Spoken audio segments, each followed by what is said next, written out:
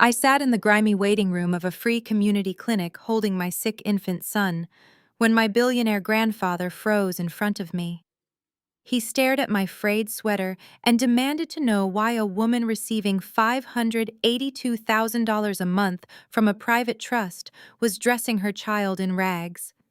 I looked him dead in the eye and told him I had never seen a single dime of that money. The color drained from his face as he reached for his phone, realizing the family he trusted had been stealing my inheritance for a decade. My name is Gwen. I am 33 years old, and my family spent my entire life trying to erase me. Before I continue this story, let me know where you are watching from in the comments below. Hit like and subscribe if you have ever had to uncover the toxic secrets of the people who were supposed to protect you. Working as a freelance data analyst barely covered my rent. I had learned to make myself invisible. The waiting room of the clinic in downtown Los Angeles smelled of industrial bleach and tired desperation. I sat in a cracked vinyl chair, gently rocking my 6-month-old son, Leo. I adjusted my faded gray cardigan, trying to cover the frayed collar of my blouse, before the intake nurse called my name. I did not expect the heavy oak doors of the clinic administrative wing to swing open. I certainly did not expect to see Harrison, my 78-year-old grandfather, flanked by 2 hospital board members. He was doing a donor walkthrough. We had not spoken in 4 years, not since my mother Diana informed him that I had run off to live a reckless life and wanted nothing to do with the family. His sharp gray eyes swept over the crowded waiting room and then they locked onto me. The board members kept walking, but Harrison stopped dead in his tracks. His custom suit stood in stark contrast to the chaotic environment. He slowly approached my chair, his gaze dropping from my exhausted face down to the scuffed toes of my discount store loafers and finally resting on the thin, washed-out blanket wrapped around Leo. Gwen. His voice was a low, commanding rumble that made a few nearby patients turn their heads. I sat up straight, instinctively pulling Leo closer to my chest. "Hello, grandfather," I replied. He leaned in, his brow furrowing so deeply it looked like a trench carved into stone. He was not looking at me with warmth. He was looking at me with profound, calculating confusion. "What are you doing in a charity clinic? And why, in God's name, are you dressed like a vagrant?" he asked. "Leo had a fever," I answered, keeping my voice perfectly even. I had long ago stopped expecting sympathy from my bloodline. This clinic operates on a sliding scale. It is what I can afford. Harrison tightened his jaw. The cane in his hand trembled slightly, not from age, but from a sudden spike of adrenaline. "Afford," he echoed the word, dripping with venomous disbelief. "Seeing you holding my great-grandson in worn-out clothes in a free clinic, was not $582,000 a month enough for you?" The number hit the air between us like a physical blow. The sterile waiting room seemed to fade away. I stared at the old man, my mind racing. As a data analyst, numbers were my entire world. I tracked anomalies, found hidden patterns, and exposed corporate inefficiencies. But this number made no sense. "I do not know what you are talking about," I replied calmly, refusing to break eye contact. "The trust." Harrison snapped, his voice rising, shedding his usual aristocratic restraint. "The irrevocable trust I set up when you turned 25. Over $500,000 a month specifically designated to ensure my descendants would never sit in a room like this. Your mother assured me you were receiving the disbursements even if you refused to speak to me." I did not blink. The puzzle pieces of my mother, continuous cruelty, her insistence that I was a burden, and my sister Audrey's sudden explosive wealth over the last few years, suddenly snapped into a terrifying, crystal-clear picture. "Grandfather," I said, my voice dropping to a whisper so sharp it cut through the murmurs of the clinic. "I never received a single dollar." Harrison froze. The color drained from his weathered face, leaving him looking frail for the first time in his life. He did not argue. He did not accuse me of lying. He knew me well enough to recognize the cold, analytical truth in my eyes. He immediately picked up his phone and called his attorney. Pull up the routing data for the trust of Gwen. Now he barked into the receiver, ignoring the stares of the nurses at the front desk. Seconds ticked by. The silence stretched thick and suffocating. I watched my grandfather's chest rise and fall. When his lawyer finally spoke on the other end, I could not hear the words, but I saw Harrison knuckles turn white around his phone. Moments later, his face went completely pale. He lowered the phone slowly. Someone, he whispered, his voice, shaking with a rage so deep it vibrated in the air, has been lying to me. Who is cashing the checks? I asked, my data-driven mind already mapping out the variables. You do not just hide nearly $7 million a year without leaving a massive digital footprint. Harrison looked at me, his eyes blazing with a newfound clarity. His lawyer Finch was still on the line. Harrison put him on speakerphone right there in the clinic waiting room. Finch told us the disbursements had been routing cleanly into a limited liability company called Meridian Holdings for the past 10 years.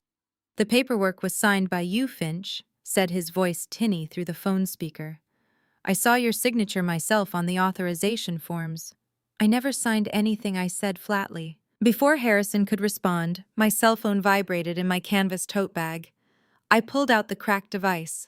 A text message from my mother, Diana, illuminated the glass. Sunday at 2 in the afternoon, it read. We are celebrating the promotion of Kendrick at the new house of your sister. Do not bring your bastard child, but if you must, keep him quiet in the back. Wear something that does not embarrass us for once. Audrey is hiring a professional photographer. I stared at the glowing words. For 33 years, my mother had treated me like a stain on her perfect manicured life.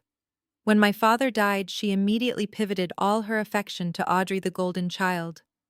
I was the maid, the scapegoat, the punching bag. When I got pregnant and my ex-fiancé bolted, Diana told me to pack my bags and change my last name because I was a pathetic cliché. I showed the screen to Harrison. He read the text, his lip curling in disgust. Meridian Holdings. I murmured, the gears in my head turning.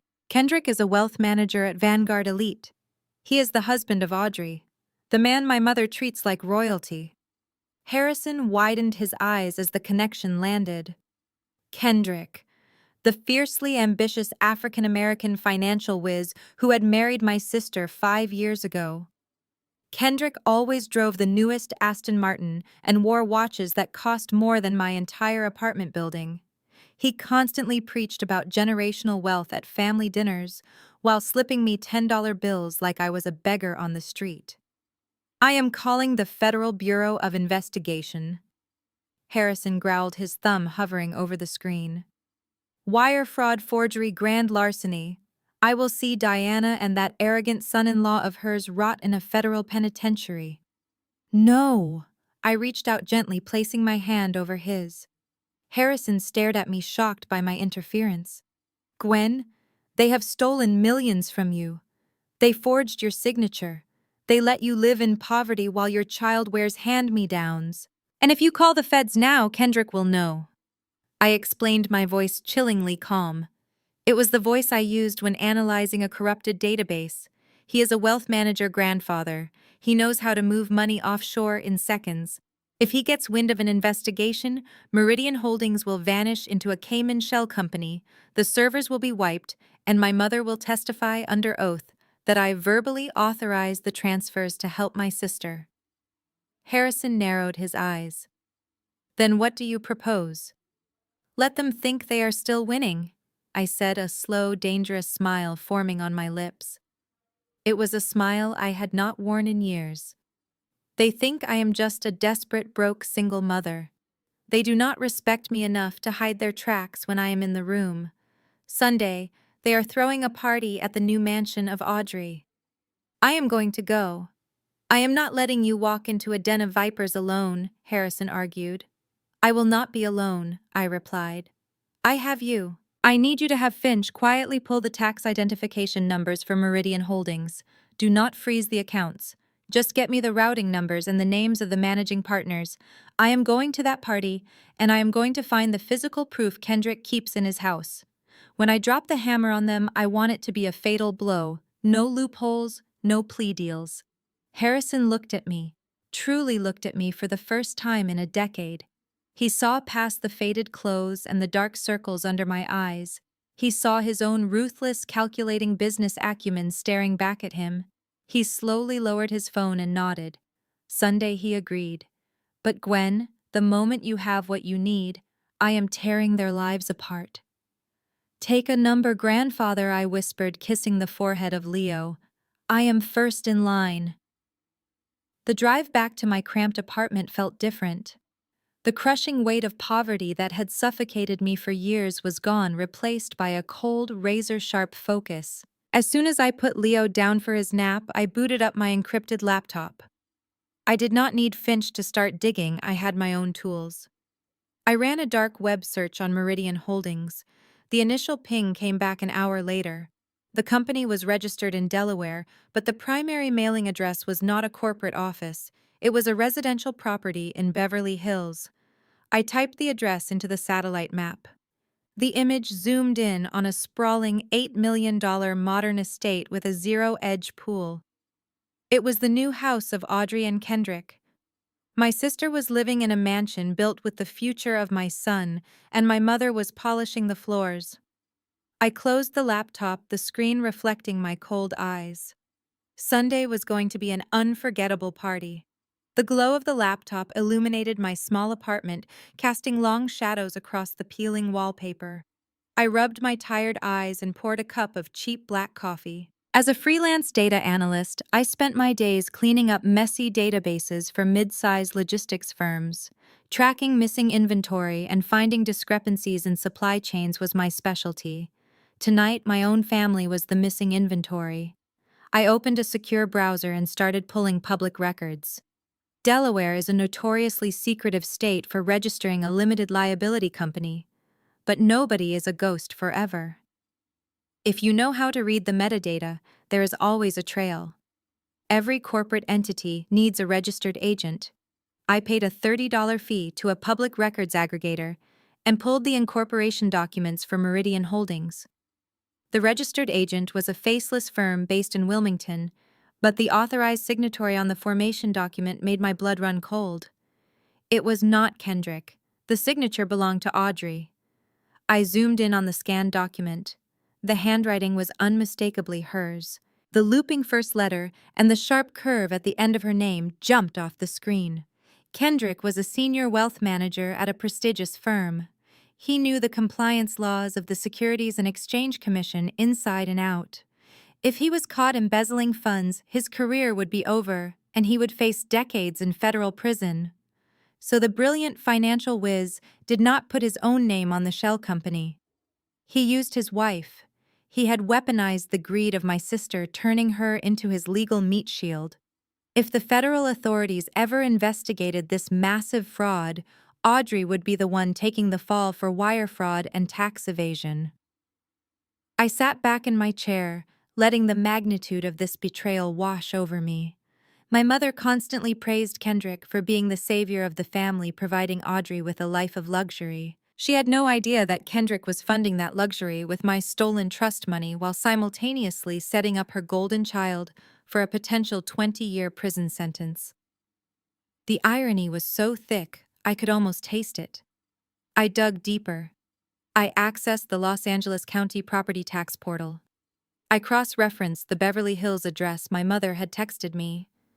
The $8 million mansion was not owned by Kendrick or Audrey as private citizens. The deed was registered to Meridian Holdings. The property taxes were being paid directly from the corporate account. My trust fund was literally paying for the roof over their heads. I started building a relational database on my local drive.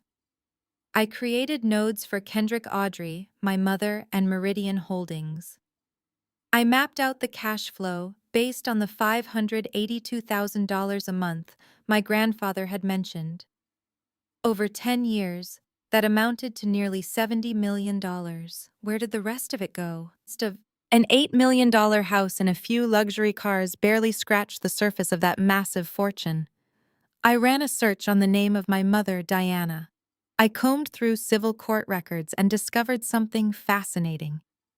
4 years ago, my mother had a massive tax lien placed on her primary residence by the Internal Revenue Service. The lien was for a little over $2 million in unpaid taxes and penalties related to a failed boutique business she tried to launch. 6 months later, the lien was mysteriously paid in full. I traced the property records. A secondary mortgage had been paid off by a cashier check issued from a subsidiary bank used by Meridian Holdings. They were all in on it. Kendrick was paying off the debts of my mother with my inheritance, buying her silence and her absolute loyalty. The puzzle was coming together, but digital breadcrumbs were not enough to put them behind bars. Kendrick was smart enough to hide the main offshore accounts. The Delaware company was just a domestic funnel. The real money, the bulk of the $70 million, was sitting in an account outside the jurisdiction of the United States. To find that money, I needed account numbers, routing codes, or access to his encrypted ledger. Kendrick was arrogant, but he was not sloppy. He would not leave that kind of information on a cloud server where a random audit could flag it. He would keep it local. He would keep it on a secured physical hard drive or a personal network in his own home. The same home I was invited to visit this Sunday. I looked over at the crib where Leo was sleeping soundly. His breathing was steady, his fever finally breaking. I gently brushed a curl from his forehead. They looked at him and saw a burden. They looked at me and saw a victim. They had grown completely comfortable in their crimes because they believed I was too broken to fight back. Sunday was no longer just a party. It was an infiltration. The next morning, I woke up before the sun and began preparing my infiltration kit. As a data analyst, I knew that getting past a firewall was rarely about brute force. It was about social engineering and exploiting the laziness of the target. Kendrick was arrogant. Arrogant men rarely believe they need complex security for their home networks because they believe nobody is smart enough to challenge them in their own domain. I took a standard flash drive and formatted it with a silent execution script. All I needed was exactly 60 seconds alone with his personal computer. Once plugged in, the drive would automatically copy all locally stored spreadsheets, banking logs, and secure document files without triggering a visual prompt on the screen. The real challenge was not the technology, it was the psychological warfare. To execute this plan, I had to set a mental trap for my family. I had to let them believe they were in absolute control. If I showed even an ounce of confidence or defiance, Kendrick might get suspicious and lock down his home office. I had to play the part of the broken, defeated single mother they desperately wanted me to be. I had to be their punching bag one last time. My phone buzzed loudly on the kitchen counter. It was a call from my mother. I took a deep breath, letting my shoulders slump naturally before answering. I pitched my voice a half-octave higher to sound meek. "Hello, Mother," I said. "Gwen, you need to be here by noon tomorrow," she barked into the receiver without bothering to say hello. "The caterers are arriving at 1, and I need someone to help organize the champagne flutes and set up the patio heaters.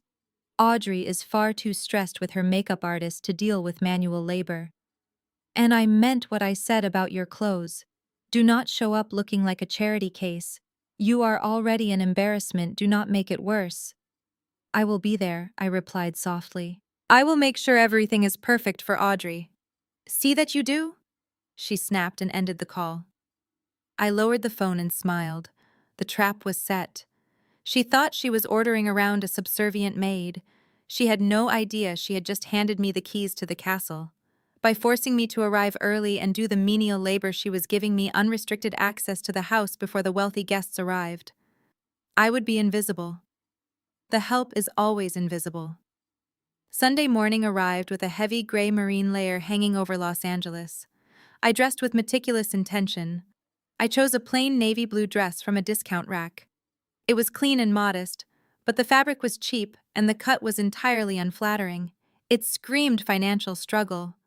I pulled my hair back into a tight, severe bun and wore zero makeup, letting the dark circles under my eyes take center stage. I wanted Kendrick to look at me and feel a surge of superiority. I wanted Audrey to look at me and feel validated in her stolen wealth. I looked down at Leo, who was sitting in his playpen. I had debated leaving him with a neighbor, but I realized he was the perfect alibi. If I was caught wandering the hallways of the mansion, I needed an ironclad excuse. A crying baby needing a quiet room for a diaper change was a universally accepted reason to leave a crowded party. I packed his diaper bag, making sure to bury my modified flash drive and a digital audio recorder deep beneath the baby wipes and formula bottles. I strapped Leo into his car seat and drove my 10-year-old sedan toward Beverly Hills. The transition from my gritty neighborhood to the manicured palm tree-lined streets of the ultra-rich was jarring. Every massive iron gate and pristine driveway I passed was a reminder of the world my grandfather had built. A world I had been violently pushed out of so my sister could play pretend. I pulled up to the address. The estate was staggering. It was a massive modern fortress of glass and white stone, sitting behind a towering privacy hedge. A fleet of catering vans was already parked in the circular driveway. Workers were unloading towering arrangements of white orchids and carrying them through the massive front doors. I parked my beat-up car near the service entrance, hiding it behind a landscaping truck so it would not ruin the aesthetic of the driveway. I took a deep breath, gripping the handle of the diaper bag. The fear and anxiety that used to paralyze me whenever I was around my family were completely gone. I stepped out of the car. The infiltration had begun. Walking up the pristine aggregate driveway, I could hear the faint sound of a jazz trio doing a sound check by the infinity pool. The sheer scale of the embezzlement was on full display.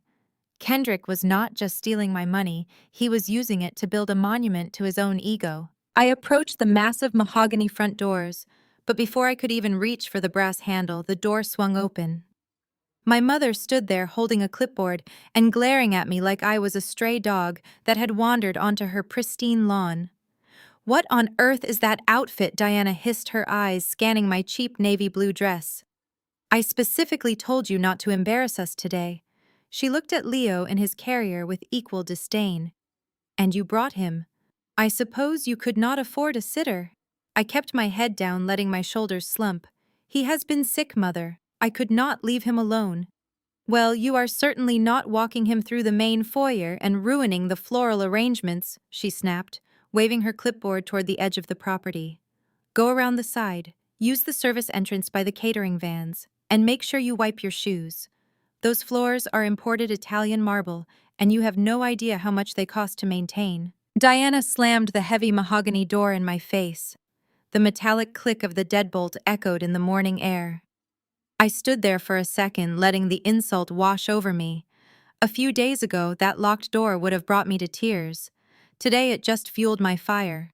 I adjusted the strap of the diaper bag on my shoulder and walked down the aggregate stone path toward the side of the estate. The sheer magnitude of the property was staggering up close. I passed a gleaming silver Porsche parked near a detached multi-car garage. Kendrick clearly enjoyed spending my trust fund on high-end European engineering. The landscaping alone must have cost more than I made in a decade of freelance data analysis. Perfectly manicured hedges shaped like geometric sculptures lined a massive infinity pool that seemed to spill directly into the Los Angeles skyline. Every brick, every blade of grass, every luxury vehicle was paid for by the money my grandfather had set aside for my future. I found the service entrance propped open by a stack of folding chairs. I stepped into a massive industrial-grade kitchen that was buzzing with chaotic energy. A dozen caterers in crisp white uniforms were rushing around chopping vegetables and plating hors d'oeuvres. Nobody paid any attention to the woman in the cheap dress holding a baby. I was exactly where I needed to be. Invisible. Diana marched into the kitchen a few minutes later. "Gwen, put that child in the laundry room where nobody has to hear him," she ordered loudly enough for the catering staff to hear. "Then get an apron. The crystal champagne flutes need to be hand-polished before the bartender arrives. Do not drop any of them." They are baccarat, and you could never afford to replace even one. Yes, mother, I murmured, keeping my voice perfectly submissive. I carried Leo down a long hallway toward the laundry room. As I walked, my eyes darted across the ceiling and the walls. I was not just looking for a place to put my son, I was mapping the security system. As a data analyst, I recognized the specific brand of motion sensors and dome cameras tucked into the corners of the ceiling. Kendrick had installed a top-of-the-line smart home system, but he had made a critical error. The cameras were angled to monitor the public spaces and the exterior doors.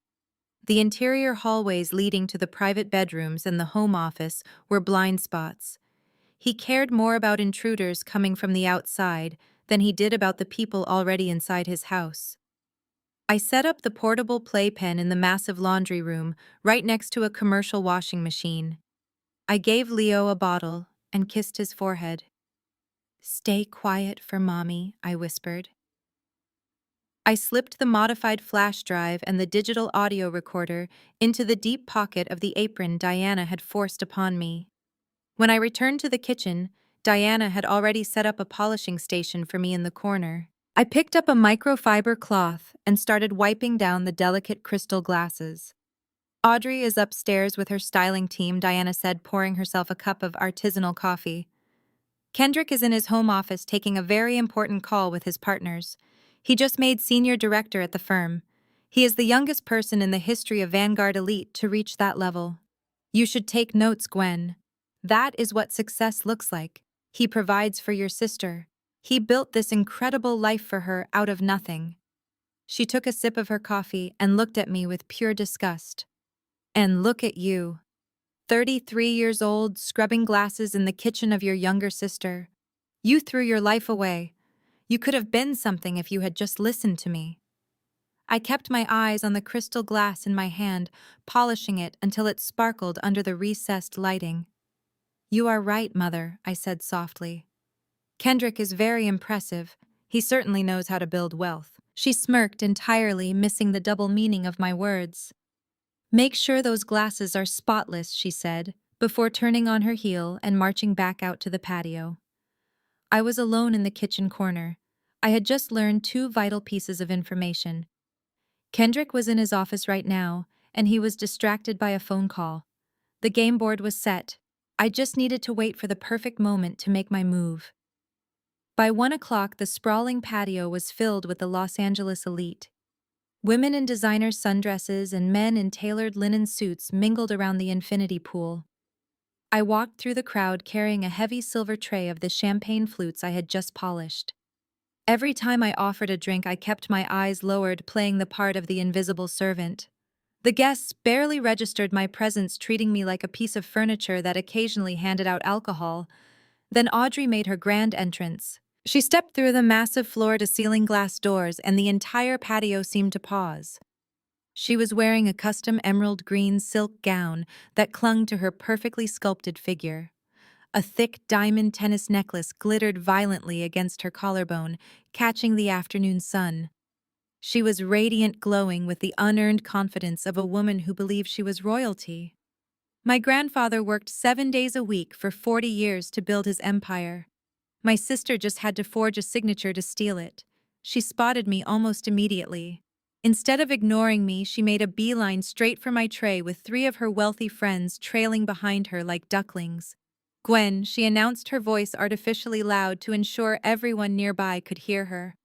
"I am so glad you could make it to help out."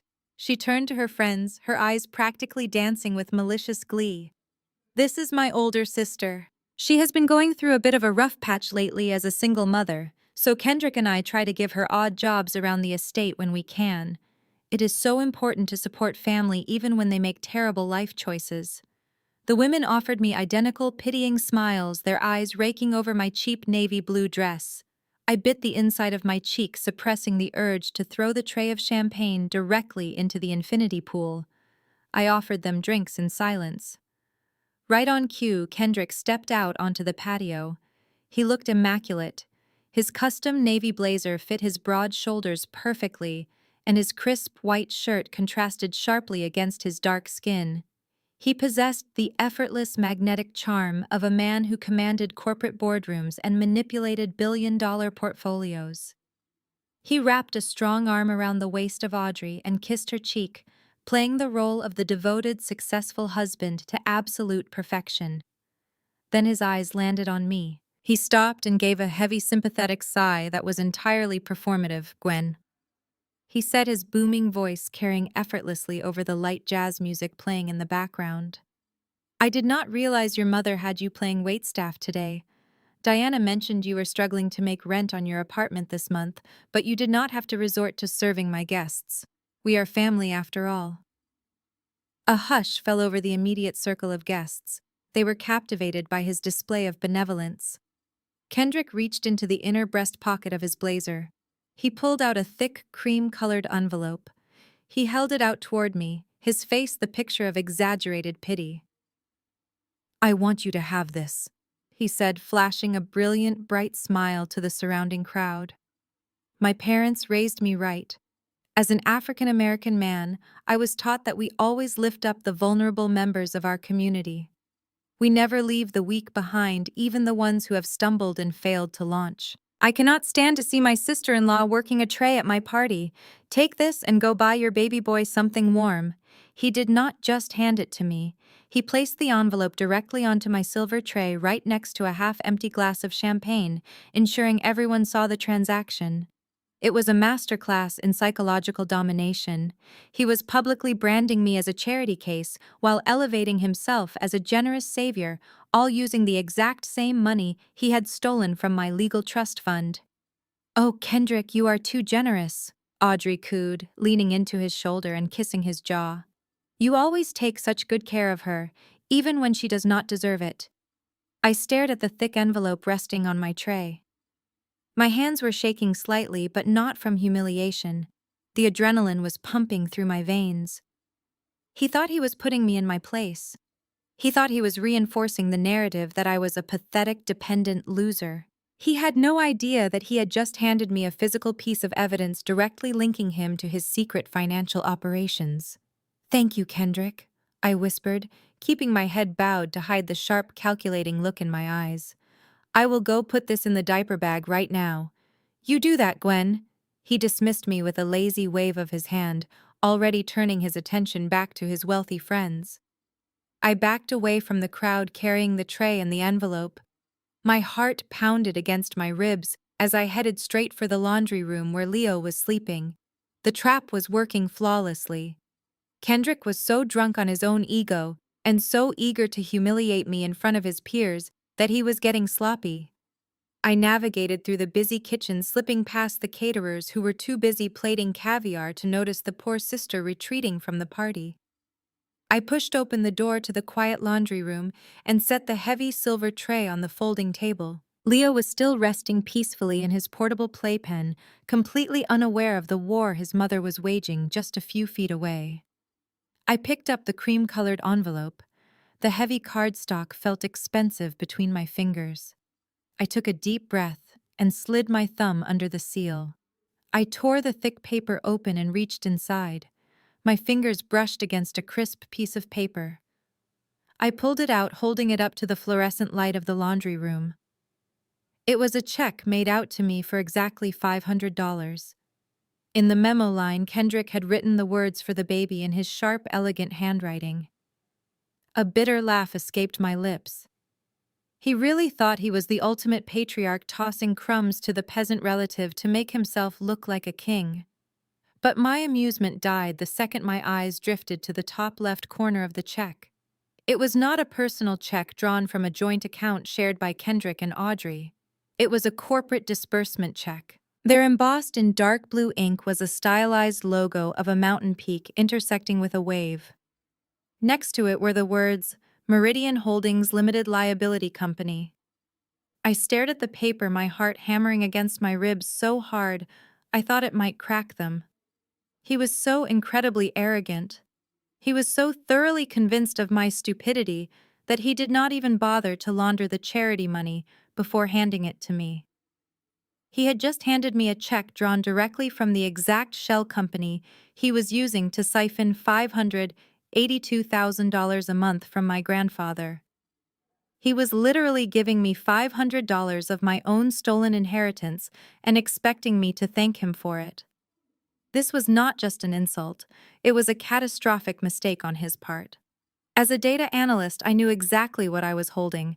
I traced my finger over the magnetic ink printed along the bottom edge of the paper.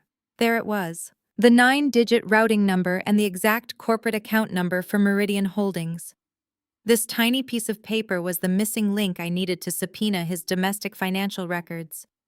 If I handed this to the lawyers of my grandfather, they could freeze the Delaware account by tomorrow morning. But freezing the domestic account was not enough. The millions of dollars were not sitting in Delaware. The money was offshore, and I needed the master ledger to prove he had orchestrated the entire international transfer network. Without the ledger, he could still blame Audrey and walk away clean. I carefully folded the check and slipped it into the zippered compartment of the diaper bag right next to the extra pacifiers. I had the account numbers. Now I needed the digital roadmap. I checked my watch. It was 1:45 in the afternoon. The party outside was in full swing. Through the small window of the laundry room, I could see Kendrick holding a fresh cocktail, laughing loudly with a group of investors near the deep end of the pool. He was perfectly distracted, playing the gracious host. The timing would never be better than right now. I reached into the pocket of my apron and pulled out the small black flash drive. The silent execution script was ready to go. I took a deep breath, centering myself. I was no longer the humiliated sister serving champagne. I was a professional extracting data from a hostile environment. I opened the laundry room door and stepped back into the hallway. The caterers were all outside managing the buffet stations, and the wealthy guests were busy networking under the California sun. The interior of the massive mansion was completely silent. I walked purposefully down the corridor, relying on the mental map I had constructed earlier. I hugged the right side of the hallway, staying perfectly within the blind spots of the dome security cameras mounted on the ceiling. I knew exactly where the lenses stopped tracking. I reached the end of the hall and turned the corner toward the master suite wing. The door to the home office of Kendrick was at the far end. It was a heavy slab of solid oak meant to project power and exclusivity. I paused outside the door, pressing my ear against the wood. Nothing. The room was empty. I wrapped my hand around the brushed nickel doorknob and turned. It clicked and gave way instantly. Arrogance had struck again. A man who steals millions of dollars from his own family does not lock his office door during a party because he believes nobody in his house would ever dare to cross him. He believed his authority was absolute. I pushed the door open and slipped inside, closing it silently behind me.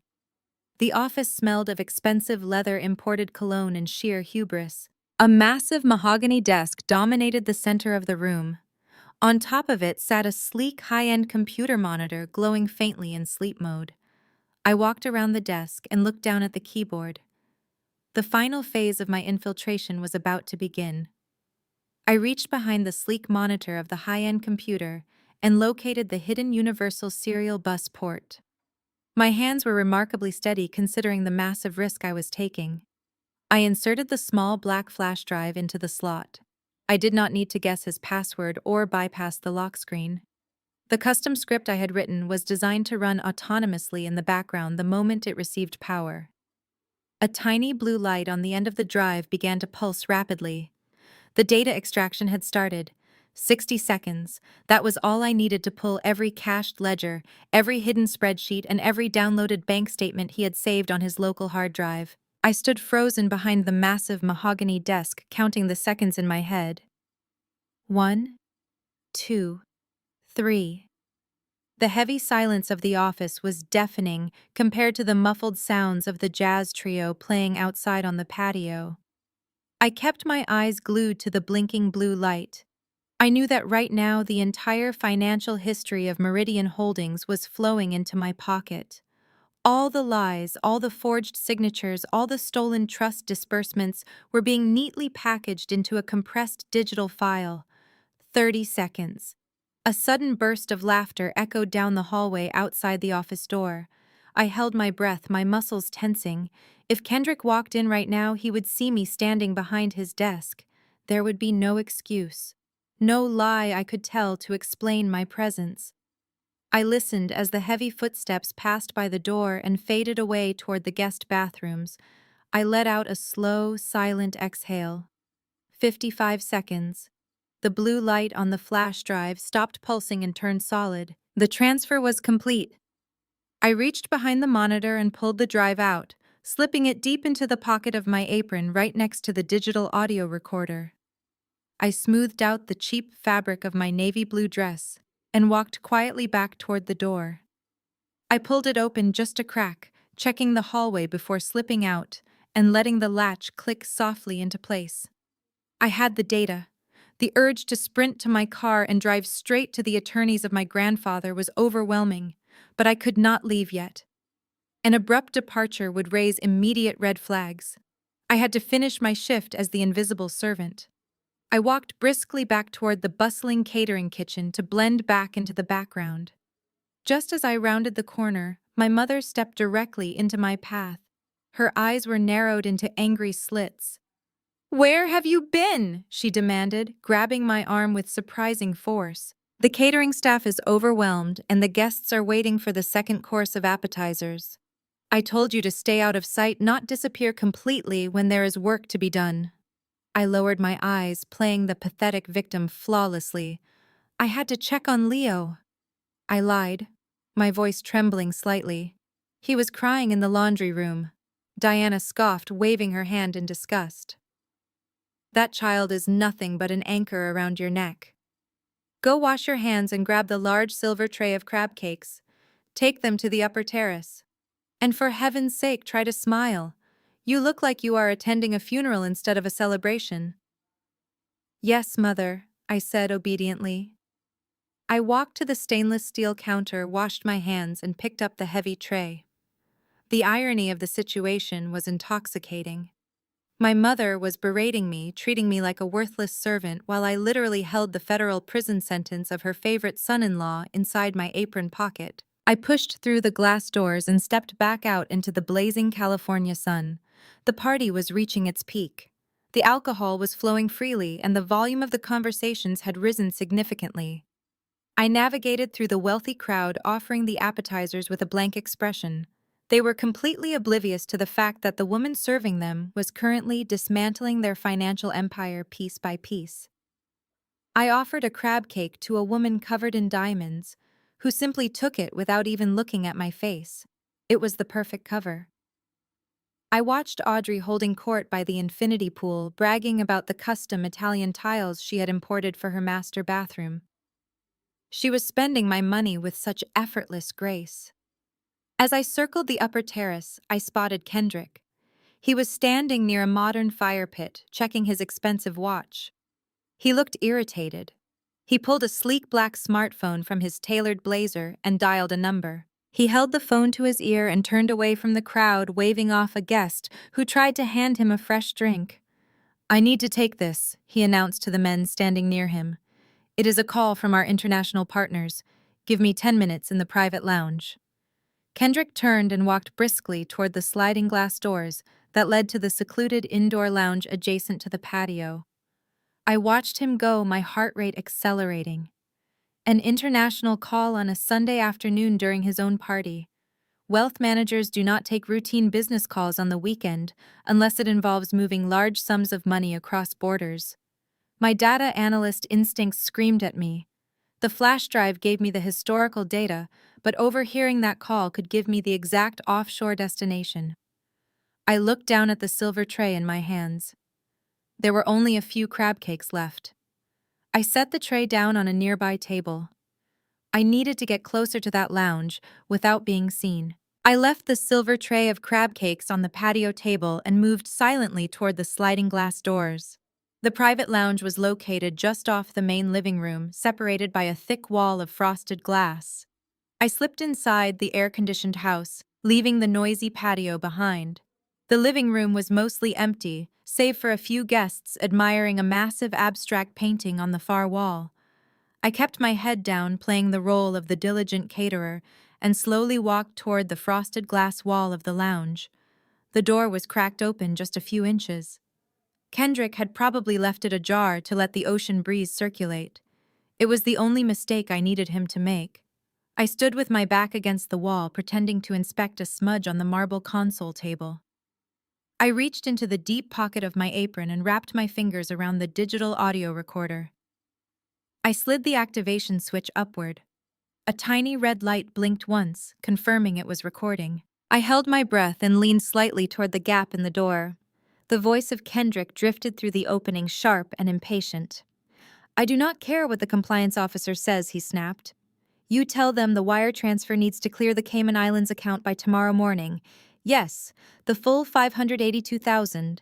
It is the exact same amount we move every single month." My heart hammered against my ribs. There it was, a verbal confirmation of the exact monthly amount stolen from my trust fund. But Kendrick was not finished hanging himself. "Listen to me carefully," he continued, his tone dropping to a menacing whisper. "The old man is sniffing around. Harrison might be getting suspicious about the disbursement schedules. We need to accelerate the timeline. I want the bulk of the $70 million moved from the Delaware holding company into the offshore trust before the end of the quarter. Once the money is sitting in Georgetown, they cannot touch it." There was a pause as the person on the other end spoke. Kendrick scoffed, rubbing the back of his neck. His silhouette was visible through the frosted glass, pacing back and forth. "No, my wife does not know the details," he laughed, a cold, cruel sound.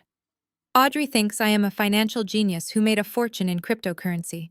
She signed the formation documents for Meridian Holdings because I told her it was a tax strategy for our new house. If the federal regulators ever look into this mess, her name is on every single piece of paper. She takes the fall, and I take the offshore accounts. It is foolproof." A wave of pure disgust washed over me. Kendrick was not just stealing from me. He was actively planning to sacrifice his own wife to federal prison while he escaped with my inheritance. Audrey was a selfish, cruel woman who had made my life miserable, but hearing the man she loved orchestrate her destruction was chilling. He was a sociopath dressed in a custom-tailored suit. "Do not worry about my mother-in-law," he said, his voice dripping with contempt. "Diana is a greedy idiot. I paid off her tax liens and throw her a few crumbs to keep her loyal. She hates her older daughter so much she never even questions where the money comes from. Just execute the transfer. I will call you when the funds clear." He ended the call. I heard the sharp click of his phone snapping shut. I instantly pulled my hand out of my pocket, leaving the recorder running safely inside. I took a step away from the door, just as the frosted glass slid open completely. Kendrick stepped out of the lounge, his face immediately shifting from a ruthless scowl back to the smooth, charming smile of the perfect host. He stopped abruptly when he saw me standing there in the hallway. His eyes narrowed for a fraction of a second, scanning my face for any sign of comprehension. "Gwen," he said, his voice dangerously soft. "What are you doing standing here?" I forced my eyes to widen in mild panic, letting my shoulders hunch forward.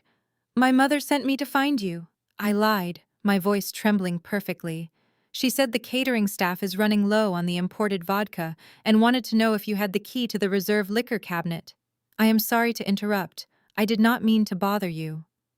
The tension drained from his shoulders instantly. The idea that I was eavesdropping on a complex international wire fraud scheme was completely outside his realm of possibility.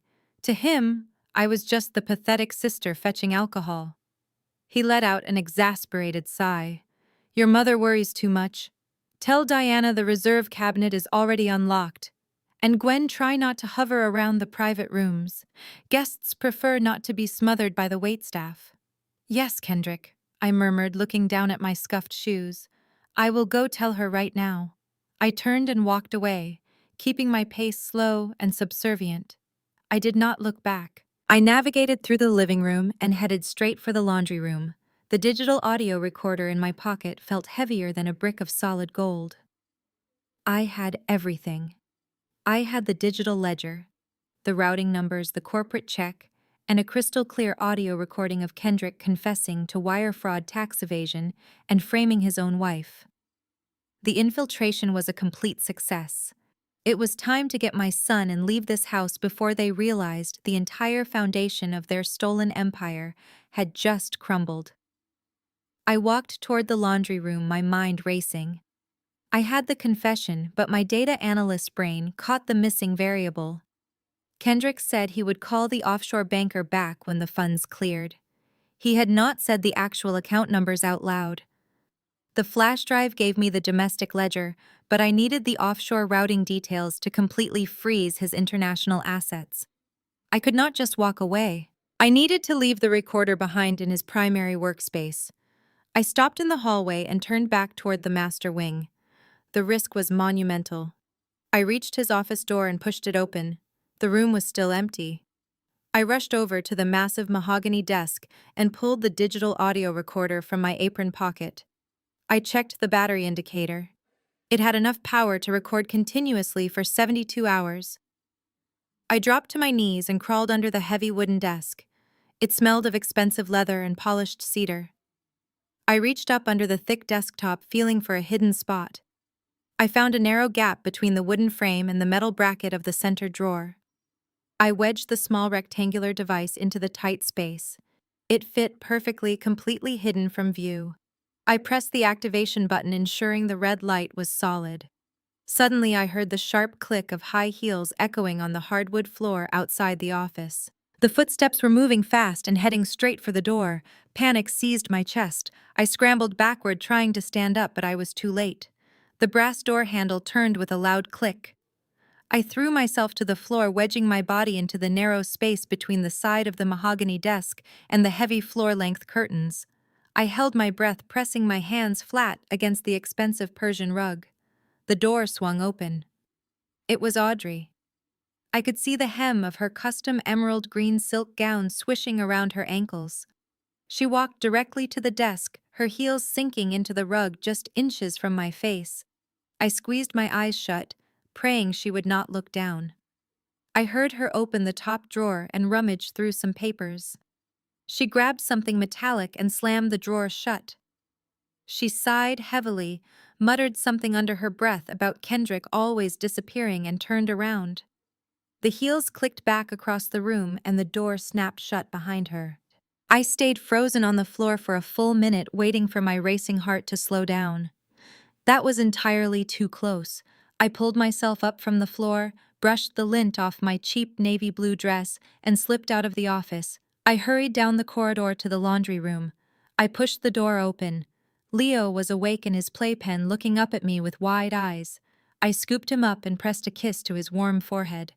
"We are going home," I whispered.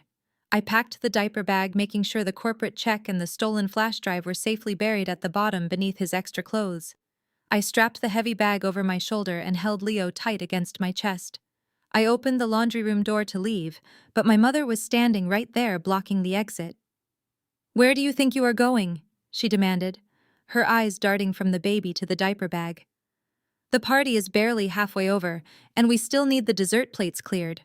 I forced my eyes to well up with tears. His fever came back. "Mother," I said, my voice cracking. "He is burning up and he needs his medication. I cannot keep him here any longer." Diana sneered, looking at my son as if he were a disease. "You are completely useless," she hissed. "Leave. But do not expect Kendrick to pay you. Just use the service exit," she snapped, waving her hand dismissively. "I do not want the guests seeing you run out of here like a thief." I did not say another word. I walked past her, keeping my head down. I pushed open the heavy metal door of the catering kitchen and stepped out into the humid afternoon air. I walked quickly to my 10-year-old sedan and strapped Leo into his car seat. I climbed behind the steering wheel, locked the doors, and gripped the leather, letting out a massive breath. I looked up at the towering white walls of the Beverly Hills mansion. They thought they had humiliated me.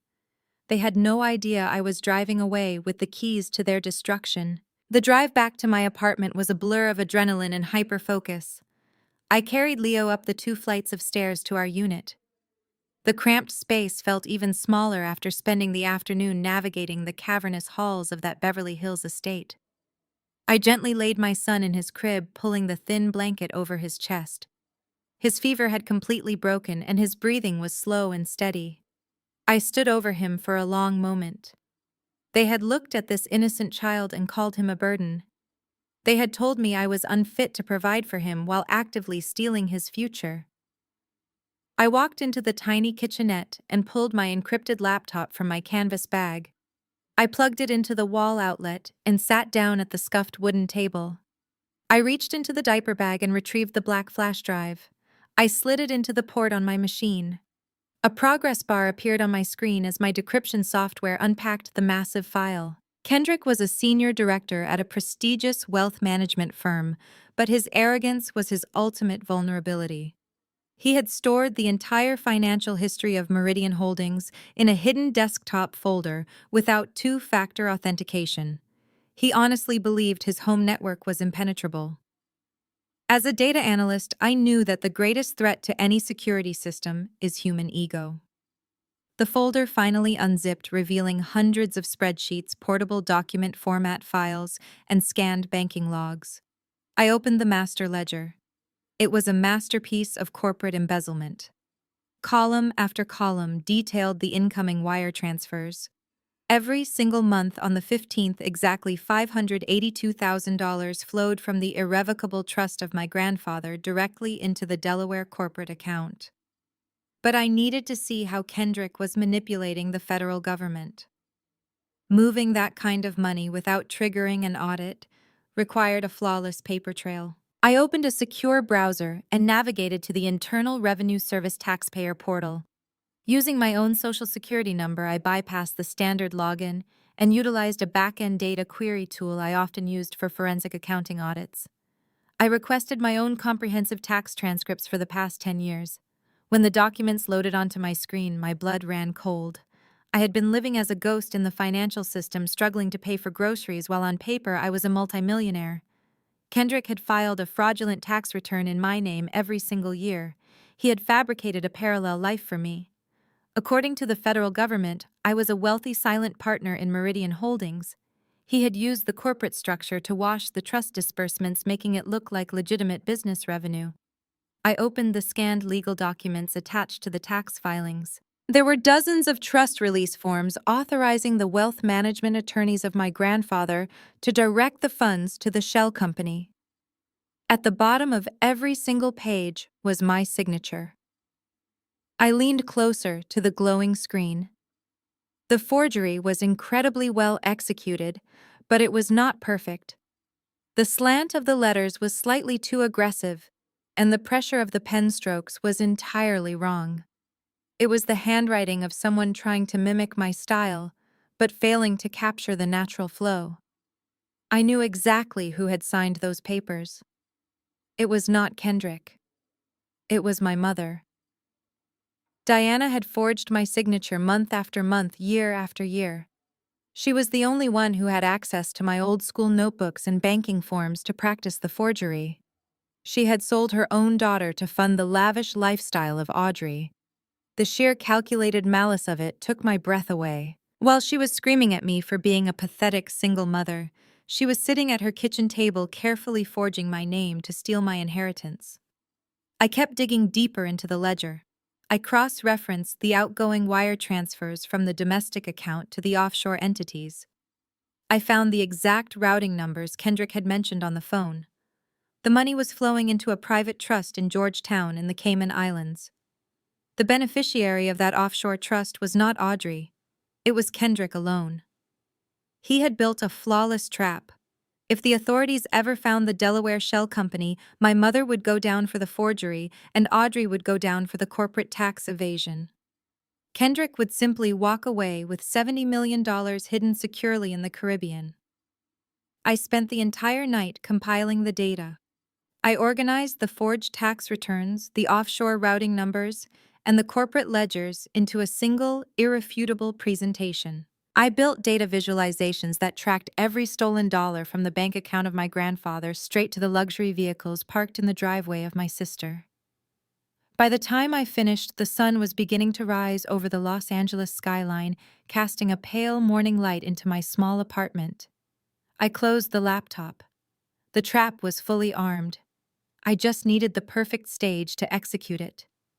But before I could even stand up to make coffee, a loud, aggressive pounding echoed through my apartment. Someone was violently knocking on my front door. The pounding continued, rattling the cheap wooden frame of my front door.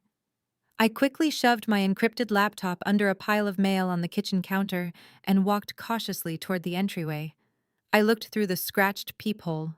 Two men in cheap suits stood in the hallway. One of them had his fist raised to strike the door again. "Open up, Child Protective Services," a gruff voice shouted through the wood. My heart slammed against my ribs, but my mind immediately shifted into absolute analytical clarity. Child Protective Services did not operate like a SWAT team on a Monday morning for a standard welfare check. This was not a random administrative visit. This was a targeted strike. I unfastened the deadbolt and pulled the door open just a few inches, keeping my foot wedged firmly against the base. "Can I help you?" I asked, keeping my voice steady and cold. The taller man pushed his weight against the door, forcing it open wide enough to step into my apartment without an invitation. He flashed a badge so quickly I barely had time to read the federal seal.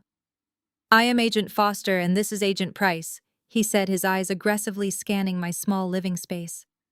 "We received an emergency anonymous hotline tip this morning regarding the safety and well-being of an infant residing at this address." I crossed my arms, standing my ground.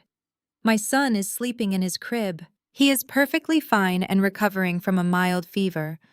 I have not broken any laws and you do not have a warrant to enter my home." Agent Price sneered, stepping further into my living room. "We do not need a warrant when there is an immediate threat to the life of a child," he snapped. "The report stated that the mother is actively using narcotics and living in hazardous conditions. It also stated that the child is being severely neglected."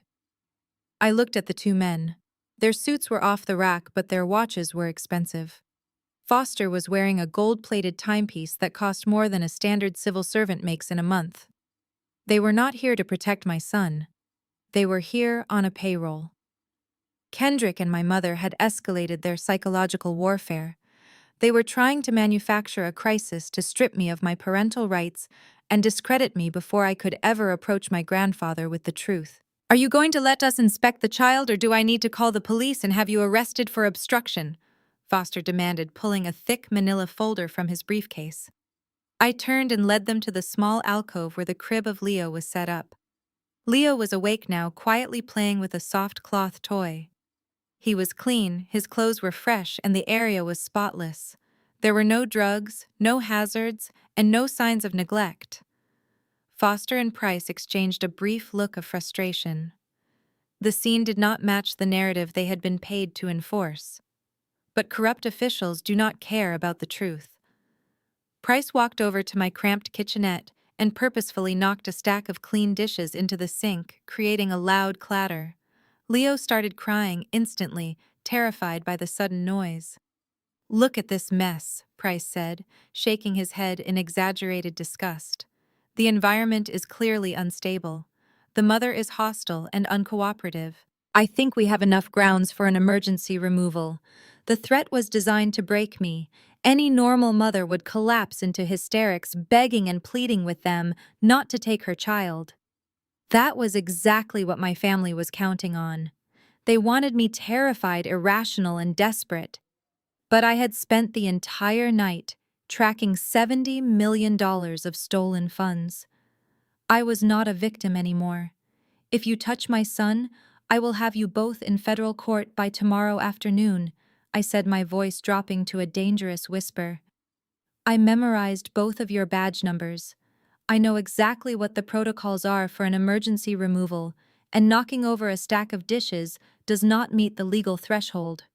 Foster stepped directly into my personal space, trying to use his height to intimidate me. "You have a lot of attitude for a broke single mother facing a state-mandated custody removal. We can make this very painful for you, Gwen. We can call the police, have you handcuffed in front of your neighbors, and put your son into the foster care system before lunch. Or you can take the easy way out." He opened his manila folder and pulled out a stack of legal documents, tossing them onto my scuffed wooden dining table. The anonymous tipster who called us is a concerned family member, Foster said, a cruel smile twisting his lips. They are willing to take emergency temporary custody of the child to keep him out of the state system. All you have to do is sign these voluntary surrender and medical proxy forms. You sign the papers and we walk away. You refuse and we take the boy. I looked down at the documents. It was exactly as I had calculated. This was an ambush. Let me read the papers, I demanded, my voice icy. Foster chuckled, tapping the wooden table. You do not have time to read, you only have time to sign, he threatened. But I already knew what those papers really were. The legal trap was closing around me, but they had no idea I held the detonator. Before I could even reach for the stack of papers, the heavy footsteps echoed in the hallway again. My mother Diana and my sister Audrey rushed through the open doorway. They were both dressed in perfectly tailored morning clothes, looking like they had just stepped out of a catalog for wealthy suburban housewives. Diana had her hands pressed over her mouth, her eyes wide with manufactured terror. "Oh, my poor daughter!" she cried out, rushing past the corrupt federal agents. Audrey followed close behind, clutching a designer handbag to her chest. She looked around my tiny living room, wrinkling her nose at the scuffed floorboards and the mismatched furniture. She pulled out her smartphone and subtly snapped a few pictures of the stacked dishes in the sink. "It is worse than we thought," she whispered to Agent Foster. "Thank God Kendrick called you guys." So Kendrick was the anonymous tipster. He used his wealth and connections to buy two corrupt agents. I stood silently watching the theatrical performance unfold in my living room. Diana reached out, trying to grab my shoulders, but I took a step back. She immediately dropped her hands and turned to the agents with a tragic expression. "Officers, please. You have to understand my daughter is very sick." Diana pleaded, her voice trembling with fake emotion. "She has struggled with addiction and mental instability for years. We have tried everything to help her, but she refuses our money and our support. We just want to protect our grandson. We have a fully staffed nursery ready for him at the estate of Audrey. We can give him the life he deserves." Agent Price nodded sympathetically, playing his part flawlessly. "We understand, ma'am. It is a tragedy, but we are here to ensure the safety of the child. If the mother refuses to sign the voluntary surrender, we will have no choice but to place the infant in emergency state custody pending a full criminal investigation." Audrey stepped forward, placing a perfectly manicured hand on the wooden table next to the documents. "Gwen, just sign the papers," she said, her tone dripping with condescending pity. "Kendrick is willing to pay for your rehabilitation. He is even willing to set up a small allowance for you while you get back on your feet. You cannot raise a child in this squalor. Look at this place. You drove away the father of your child because you are impossible to love, and now you are ruining the life of your son. Do the right thing for once in your life. Stop being so selfish." I looked down at the documents resting on the table. The threat was immense. They had the police power of the state standing in my living room. They expected me to break down crying and scribbling my name just to keep my son out of foster care. The sheer audacity of the scheme was almost impressive. They had hired corrupt agents, fabricated a hotline tip, and drafted a bulletproof legal surrender, all within 24 hours. Kendrick must have realized the danger of my sudden proximity to my grandfather and decided to eliminate the threat entirely. I picked up the thick stack of paper. The top page was a standard temporary custody transfer. But as a data analyst, I never just read the summary. I am trained to look for anomalies in the fine print. I flipped to the third page, the one buried under the medical proxy forms. I scanned the dense legal text. The words jumped out at me clear as day. It was an irrevocable waiver of inheritance rights. It included a complete transfer of financial conservatorship to the designated guardian. It explicitly named Kendrick as the sole proxy for all trusts and corporate entities associated with my name. This was never about my son. This was about the $70 million. Kendrick knew that moving the money to the Cayman Islands was risky, as long as I was the legal beneficiary of the trust. If they could force me to sign away my rights under the guise of a custody agreement, they would have absolute legal immunity. My signature on these papers would legitimize the entire decade of theft and hand them the remaining fortune on a silver platter. I looked up from the documents. Diana was watching me intently, holding her breath. The fake tears were completely gone, replaced by a cold, calculating hunger. She wanted that signature so badly, she could taste it. Audrey crossed her arms, tapping her foot impatiently against the floorboards. "This is a very interesting custody agreement," I said, my voice completely devoid of emotion.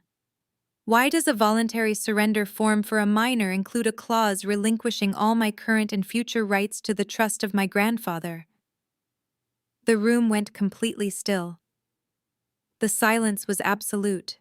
Agent Foster shifted his weight nervously, looking directly at Diana. Audrey blinked, her perfect facade cracking for just a fraction of a second. Diana recovered quickly, stepping toward me with a harsh scowl. "Do not try to play Lawyer Gwen," she snapped, dropping the concerned mother act entirely. "It is a standard conservatorship clause. You are clearly incompetent to manage your own affairs, let alone any financial assets. We are protecting the family name from your reckless behavior. Now pick up the pen and sign the damn papers before these officers put you in handcuffs and drag you out of here."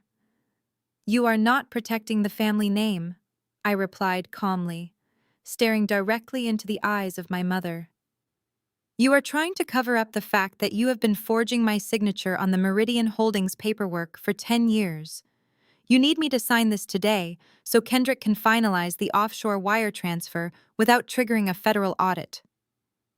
Diana turned completely ashen. Her mouth opened, but no words came out. The blood drained from her face. Audrey took a step back, her designer bag slipping from her shoulder and hitting the floor with a soft thud. They thought they were backing a helpless animal into a corner. They had no idea they had just walked straight into my trap.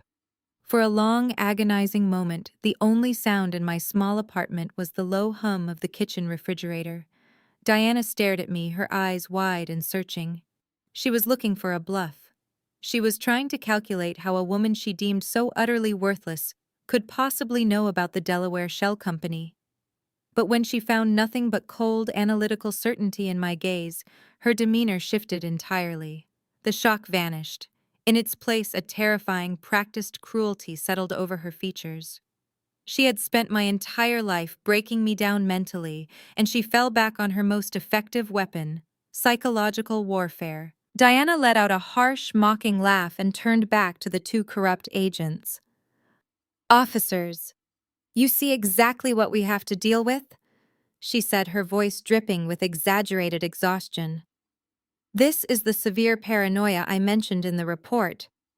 Offshore accounts, forged signatures, multi-million-dollar corporate conspiracies. She is completely delusional. She has been having these psychotic breaks for months." Audrey immediately picked up her cue. She snatched her designer bag off the floor and crossed her arms, glaring at me with supreme disgust. "It is always a grand conspiracy with you," Audrey chimed in. "You cannot accept that Kendrick is incredibly successful because he works hard while you sit around in this dump feeling sorry for yourself. You are so obsessed with my husband and my money that you have completely lost your grip on reality." Diana stepped closer to me, intentionally invading my personal space. The sweet scent of her expensive perfume was nauseating in the cramped room. She lowered her voice to a vicious hiss designed to cut straight to my core. "You have always been broken, Gwen. Ever since your father died, you have been desperately looking for people to blame for your own staggering mediocrity. You resent Audrey because she is everything you failed to be." I kept my face perfectly neutral, but Diana kept pushing, digging her perfectly manicured nails into my deepest insecurities. "That is exactly why your fiancé left you when you got pregnant," she sneered. "He did not run away because he was afraid of being a father. He ran away because he saw exactly what I see. A bitter, unstable, toxic burden of a woman who cannot even provide a decent roof for her own child. You are a black hole, Gwen. You suck the life out of everyone around you." The words were designed to paralyze me.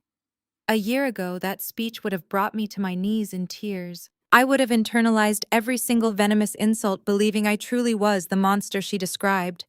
But today her words bounced off the armor I had built from hard data and undeniable evidence.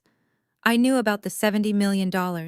I knew about the tax liens Kendrick had paid off to buy her loyalty. She was not a concerned mother. She was a cornered thief, trying to gaslight her victim.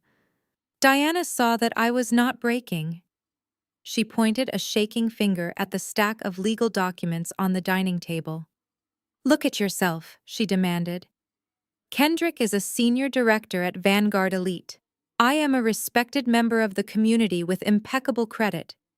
You are a freelance data analyst living in a slum with absolutely zero assets to your name. Who do you honestly think a family court judge is going to believe? You think you can walk into a federal courtroom and accuse us of wire fraud based on your paranoid schizophrenic fantasies? They will put you in a padded cell." Agent Foster stepped forward to reinforce the threat. He unclipped a pair of heavy steel handcuffs from his belt, letting them clatter loudly in his hands. "We have heard enough," Price added, pulling out his radio. "The mother is clearly suffering from a severe manic episode, and the environment is unsafe. Foster, you want to secure the mother while I get the baby ready for transport." Diana grabbed my wrist, her grip surprisingly strong. Her eyes were completely devoid of love or empathy. It was just raw, ruthless survival. "Sign the paper right now, Gwen," she whispered, her voice trembling with rage. "If you do not, I will let these officers take Leo today, and I promise you, with the corporate lawyers Kendrick can afford, you will never see that boy again.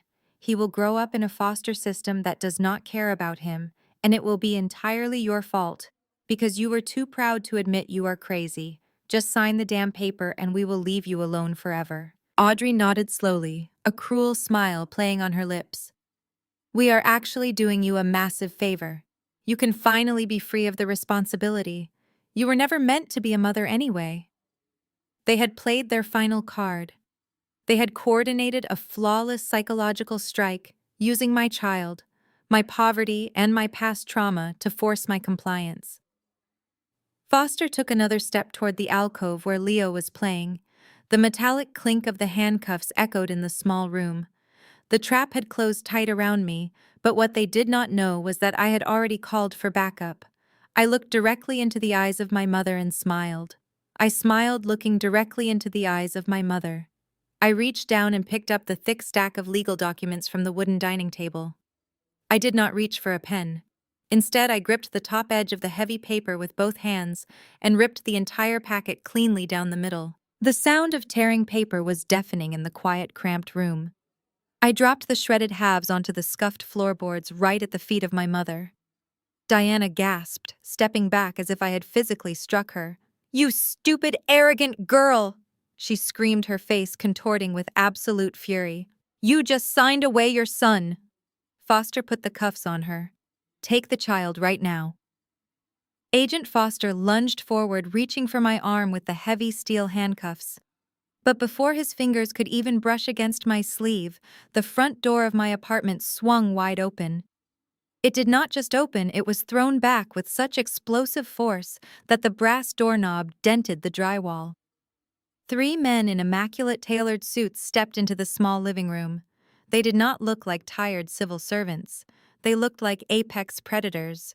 Leading the group was Finch, the senior wealth management attorney for my grandfather. He was a tall, imposing man with silver hair and a gaze so sharp it could cut glass. Behind him were 2 massive private security contractors whose sheer physical presence instantly shrank the room. "Step away from my client right now," Finch commanded, his voice booming with the weight of absolute legal authority. Foster froze mid-lunge, his hand still gripping the handcuffs. He looked at the 3 men, his arrogant smirk completely faltering. "Who the hell are you?" Foster demanded, trying to regain his footing. "This is an active state child welfare investigation. You are interfering with official government business." Finch did not even blink. He reached into his leather briefcase and pulled out a single sheet of paper, holding it up for the corrupt agents to see. "I am the senior legal counsel for Harrison, and the executor of his family trust. And you, Agent Foster, are currently trespassing. We contacted the regional director of the Child Protective Services an hour ago. There is no emergency removal order on file for this address. There is no anonymous tip registered in the state database. You are operating completely outside of your jurisdiction on an illegal freelance intimidation job. The color instantly drained from the face of Foster. Agent Price took a sudden step backward, bumping hard into the kitchen counter. They knew exactly what had just happened. They were low-level corrupt government employees who thought they were bullying a helpless single mother for a quick payday. They suddenly realized they were standing directly in the crosshairs of a billionaire legal empire. If you attempt to detain my client or touch that child, Finch continued, stepping directly between me and the two agents, I will have your badges stripped by the end of the day.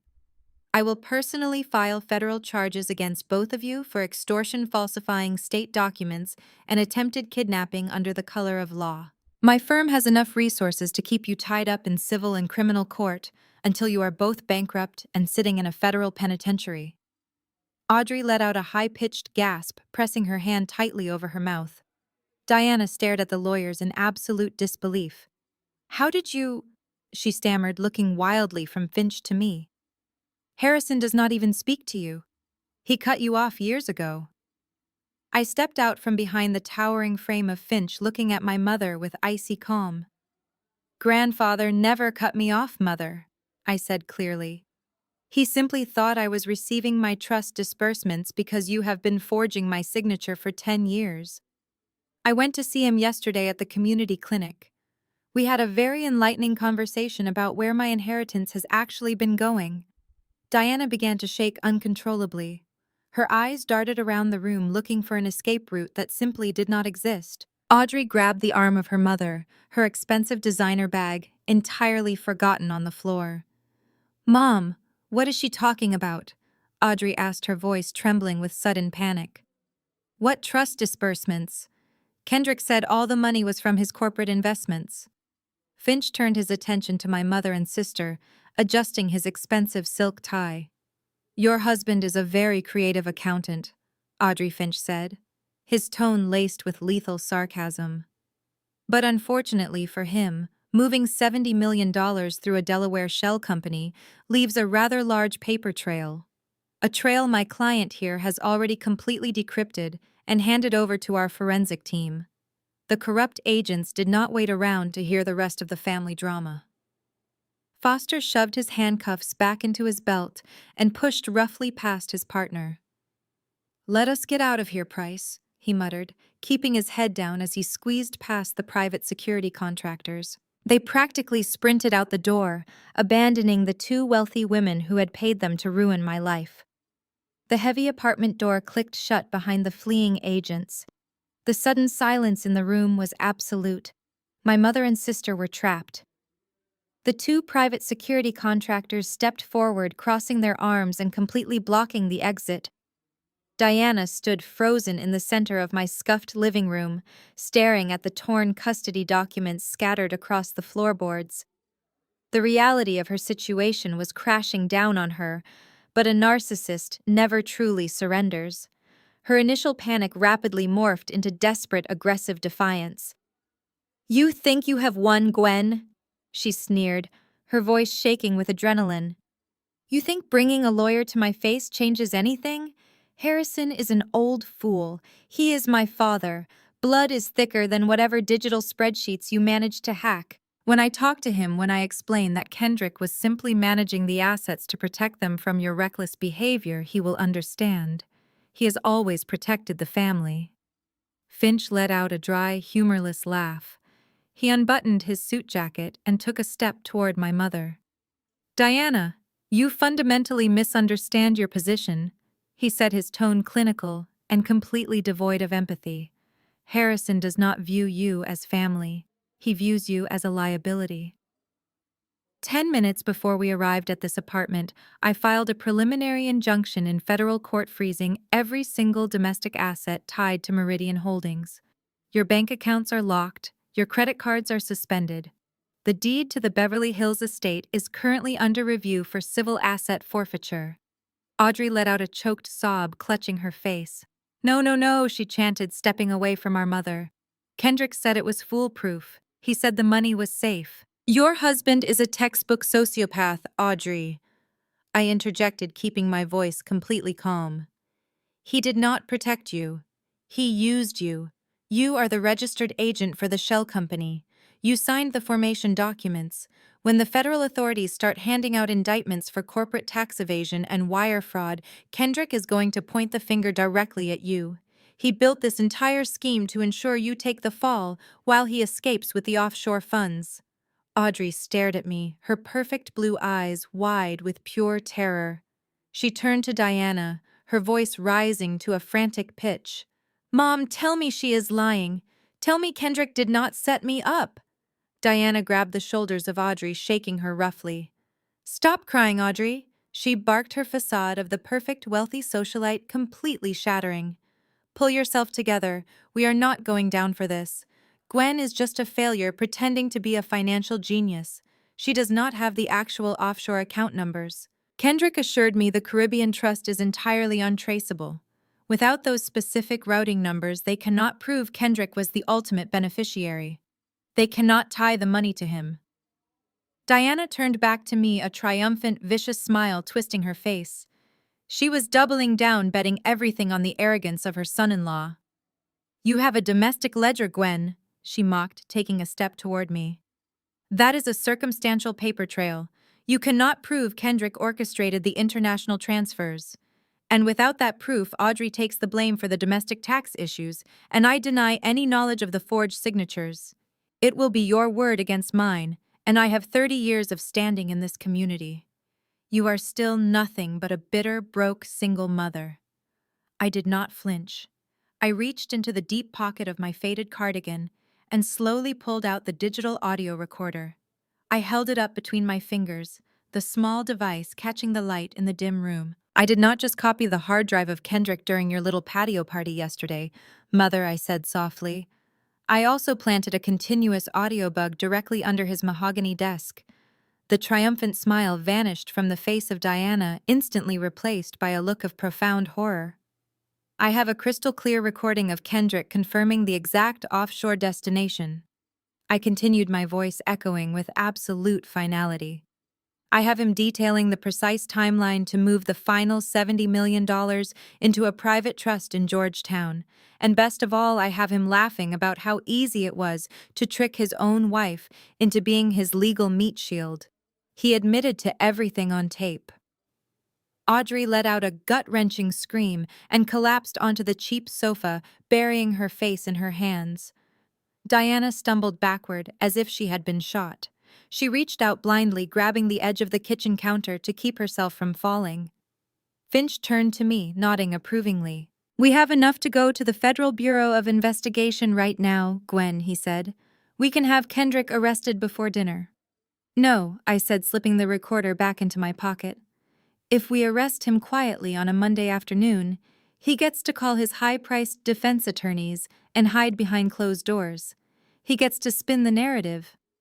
They spent my entire life humiliating me in public. They tried to steal my son in the middle of the day. I want them completely exposed in front of the exact same society they tried to impress with my money. I looked at Finch, my mind already calculating the final equation. Kendrick is hosting a massive charity gala this Saturday night, I stated. He invited every major investor and socialite in Los Angeles. He thinks that gala is his crowning achievement, his final step into the absolute elite circle of wealth managers. He plans to announce a massive charitable donation to secure his public legacy using the stolen funds from my trust. Finch smiled a cold, predatory grin. Harrison will be very pleased to hear that, he noted. Your grandfather already received an invitation to that specific event. He was planning to decline, but I believe his schedule has just opened up. Perfect, I replied. I turned back to my mother, who was now pale and hyperventilating against the kitchen counter. See you at the gala, Mother, I whispered. I suggest you wear something that does not embarrass us. The moment my mother and sister fled the apartment, Finch instructed his security contractors to stand guard outside my door. The threat of corrupt state agents was neutralized, but Kendrick was a desperate man backed into a corner. I locked the deadbolt and walked back to my small kitchen table. The shredded pieces of the fake custody agreement still littered the floor, a physical reminder of the lengths my family would go to destroy me. But the time for playing defense was over. It was time to load the final weapon. I connected to my secure server. When I held up that small black device in front of my mother, I was holding my secondary receiver.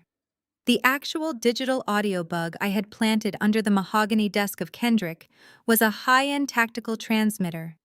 As long as it had an active wireless internet connection, it continuously uploaded compressed audio files directly to my private cloud drive. Kendrick had unknowingly provided the bandwidth for his own downfall. I downloaded the final batch of audio files from the server. I put on my headphones and began to scrub through the timeline of the recording. I fast-forwarded past the mundane sounds of the party, the clinking glasses, and the distant jazz music. I needed the exact moment Kendrick called his offshore banker back to confirm the transfer. At exactly 4:15 in the afternoon on the recording, the heavy office door clicked shut. The sound of Kendrick pacing across his Persian rug echoed through my headphones. He dialed a number on speakerphone. His voice was laced with pure adrenaline and unchecked greed. "Execute the final transfer now," Kendrick ordered. "The entire 70 million. Route it through the primary Meridian Holdings account directly to the Georgetown Private Trust." The offshore banker crackled through the speakerphone, asking for the verification codes. Kendrick rattled off the routing numbers, the account digits, and the irrevocable trust identification codes without a second thought. I typed every single number into my master spreadsheet. He had just handed me the exact coordinates of the stolen fortune. The Cayman Islands account was no longer a ghost. It was a tangible target. I forwarded the audio file and the routing numbers directly to Finch. Within minutes, he replied with a single message. "The federal injunction has been updated to include the offshore accounts. The money is frozen. Kendrick is officially locked out of his own vault." Now I needed to prepare the presentation. Kendrick was hosting his elite charity gala on Saturday night at a massive ballroom downtown. He had invited wealthy investors and media personalities. He planned to use the event to launch a philanthropic foundation, a final layer of fake legitimacy to wash his stolen wealth. He had rented a massive screen to project his corporate achievements to the crowd. That screen was going to be my stage. As a data analyst, I knew how to tell a story with numbers. I opened my presentation software and started building the slide deck of his destruction. I did not use bullet points or boring text blocks. I used high-contrast data visualizations. The first slide was a simple, beautiful graph showing the monthly disbursements from the trust of my grandfather. It looked completely normal until I added the second layer. A bright red line intersected the graph showing exactly where the money was being diverted into the shell company. The next slide was a side-by-side comparison of signatures. On the left was my actual signature pulled from my legal driver license. On the right was the signature my mother had forged on the corporate tax documents. I added a subtle animation highlighting the glaring discrepancies in the pen strokes. It was undeniable proof of felony forgery. Then I added the audio waveforms. I embedded the crystal-clear recording of Kendrick admitting to using his wife as a legal shield. I synced the audio to display his exact quotes on the screen in massive bold text as he spoke the words. I wanted the entire Los Angeles elite to read his betrayal while they listened to his voice. I spent 3 days perfecting the presentation. I timed every slide, every transition, and every audio cue to hit with maximum psychological impact. I engineered a custom executable file that I could launch remotely from my smartphone once I breached the audiovisual network at the gala. By Saturday evening, the digital trap was completely flawless. I closed my laptop and looked at my reflection in the dark screen. I was no longer the invisible scapegoat in a faded cardigan. The transformation was complete. It was time to get dressed for the gala. On Saturday evening, the transformation began. I did not have to shop for a dress. Earlier that afternoon, my grandfather had sent an executive protection team to my apartment, along with a master stylist and a private pediatric nurse to watch over Leo. The stylist brought a garment bag containing a custom haute couture gown flown in directly from Paris. It was tailored from midnight blue silk, designed to drape perfectly over my frame, with sharp, elegant lines that radiated power. The true centerpiece of the ensemble was delivered in a velvet lockbox.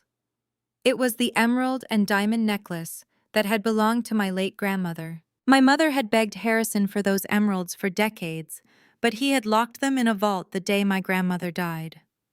Tonight they rested against my collarbone, cold and heavy, a physical manifestation of my rightful place in the family hierarchy. I looked at my reflection in the full-length mirror. The exhausted woman with the dark circles and the frayed cardigan was completely gone. Staring back at me was the sharp, analytical mind of a woman who had just outsmarted a Wall Street executive. I kissed the forehead of my sleeping son, thanked the nurse, and walked out to the waiting black town car. The drive to the Grand Wilshire Ballroom in downtown Los Angeles was smooth and silent. I sat in the spacious back seat, pulling out my smartphone to run one final diagnostic on the executable file. The custom code was primed. I just needed to connect to the open audiovisual network of the venue to hijack the massive projector screen Kendrick had rented for his presentation. The town car pulled up to the curb. The entrance to the gala was a circus of excess. Kendrick had spared no expense using my stolen money to create the illusion of philanthropic grandeur. A red carpet led up the marble steps, flanked by velvet ropes and aggressive photographers from local business magazines. Valets in crisp uniforms rushed to open the doors of arriving luxury vehicles. The driver opened my door, and I stepped out into the flashing lights of the cameras. I walked up the marble steps with the absolute certainty of a billionaire heiress. The security detail at the front doors took one look at my custom gown and the priceless emeralds around my neck and immediately unclipped the velvet rope to let me through. They did not even ask for my invitation. Wealth has a gravity of its own, and tonight I was the center of it. I stepped through the gilded double doors and onto the landing of the grand sweeping staircase that overlooked the main ballroom. The scale of the event was staggering. Massive crystal chandeliers cast a warm, golden light over hundreds of the most elite financial players in the city. Waiters in white tuxedos carried silver trays of champagne. At the far end of the room stood a massive elevated stage with a towering digital projection screen, currently displaying the logo of the fraudulent charity foundation Kendrick had fabricated. I stood at the top of the stairs and looked down at the crowd. This was the empire built on my stolen name. I slowly descended the staircase, the heavy silk of my gown trailing behind me. As I reached the main floor, a subtle ripple went through the crowd. Conversations paused. Heads turned. The wealthy elite of Los Angeles are trained to recognize status, and the sheer undeniable presence of the haute couture commanded their immediate attention. They did not know my name, but they knew I belonged at the absolute top of the food chain. I took a flute of champagne from a passing waiter and casually strolled through the room, scanning the crowd. It did not take long to find them. Kendrick was standing near the front of the stage, surrounded by older investors. He looked impeccably dressed in a custom tuxedo, his charismatic smile firmly in place, oblivious to the fact that his offshore accounts were frozen. A few yards away stood my mother and sister. Diana and Audrey were sipping martinis, trying to project relaxed sophistication, but the tension radiating from them was palpable. Audrey kept nervously checking her smartphone. They were terrified. I took a slow sip of my champagne and stepped closer. Suddenly, Audrey stopped looking at her phone. She glanced up and her eyes locked directly onto me. The martini glass in her hand tilted drastically, spilling clear liquor onto her expensive designer shoes. She blinked twice as if her brain could not process the image. Diana noticed the sudden paralysis of her golden child and followed her gaze. The color instantly vanished from the face of my mother. The invisible servant they had banished to the laundry room less than a week ago was currently holding the attention of the entire crowded ballroom. Audrey slammed her ruined martini glass onto a passing silver tray with such force, the crystal stem snapped in half. She did not care about the spilled liquor or the stares of the nearby investors. Her entire reality was fracturing in real time. She marched across the ballroom floor, her heels clicking aggressively against the polished marble. Diana hurried after her, desperately whispering for her to keep her voice down. But Audrey was completely beyond reason. "Gwen, what the hell do you think you are doing?" Audrey hissed, stopping just inches from my face. Her perfectly manicured hands were shaking uncontrollably. "You are not on the guest list. And where did you get that dress? Who did you steal it from?" I took a slow sip of my champagne, letting the expensive bubbles pop against my tongue before answering. "I did not steal anything." "Audrey," I replied, my voice perfectly leveled to carry just far enough for the surrounding guests to hear. "I was invited. And as for the dress, I consider it an early inheritance."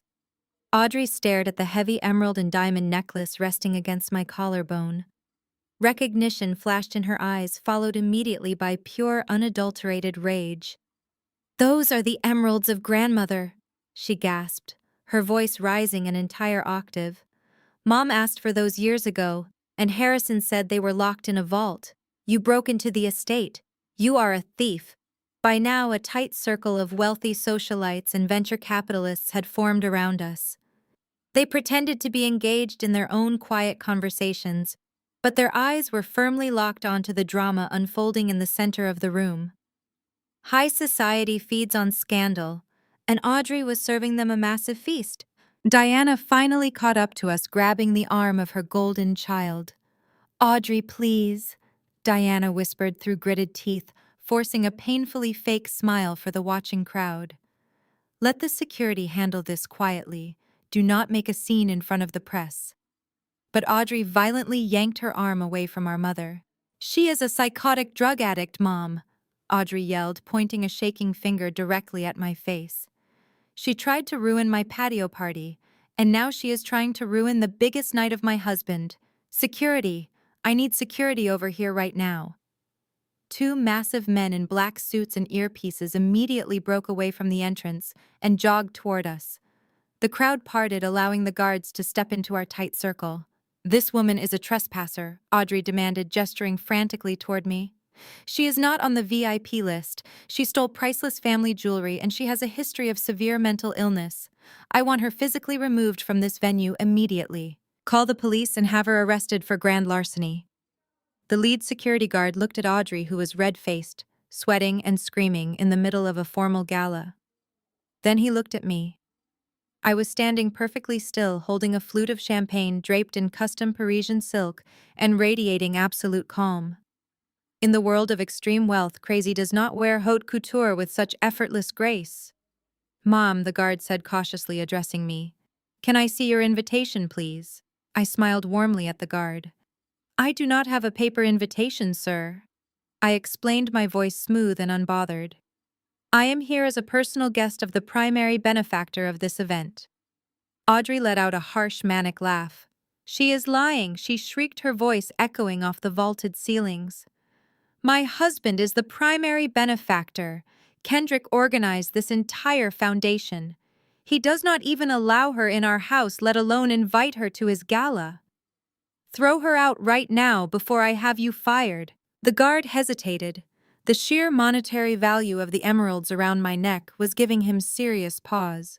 "You do not manhandle a woman wearing $1 million in jewels unless you are absolutely certain she is a nobody."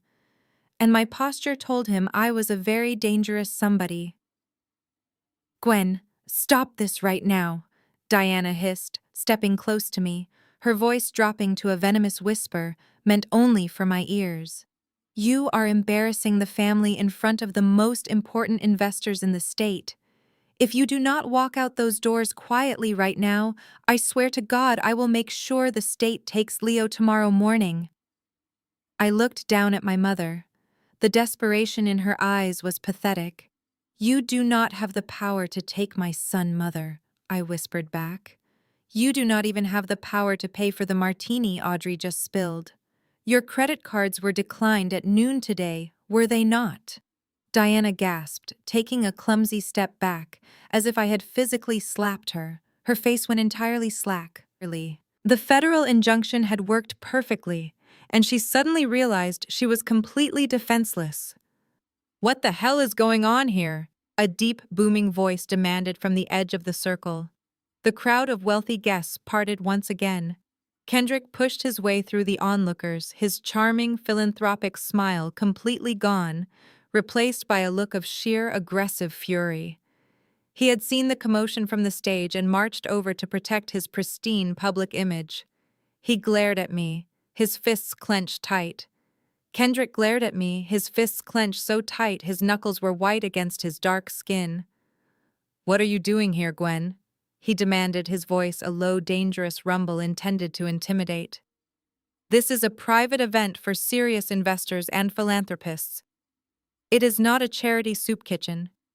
You need to leave right now before I have you arrested for trespassing." I did not step back.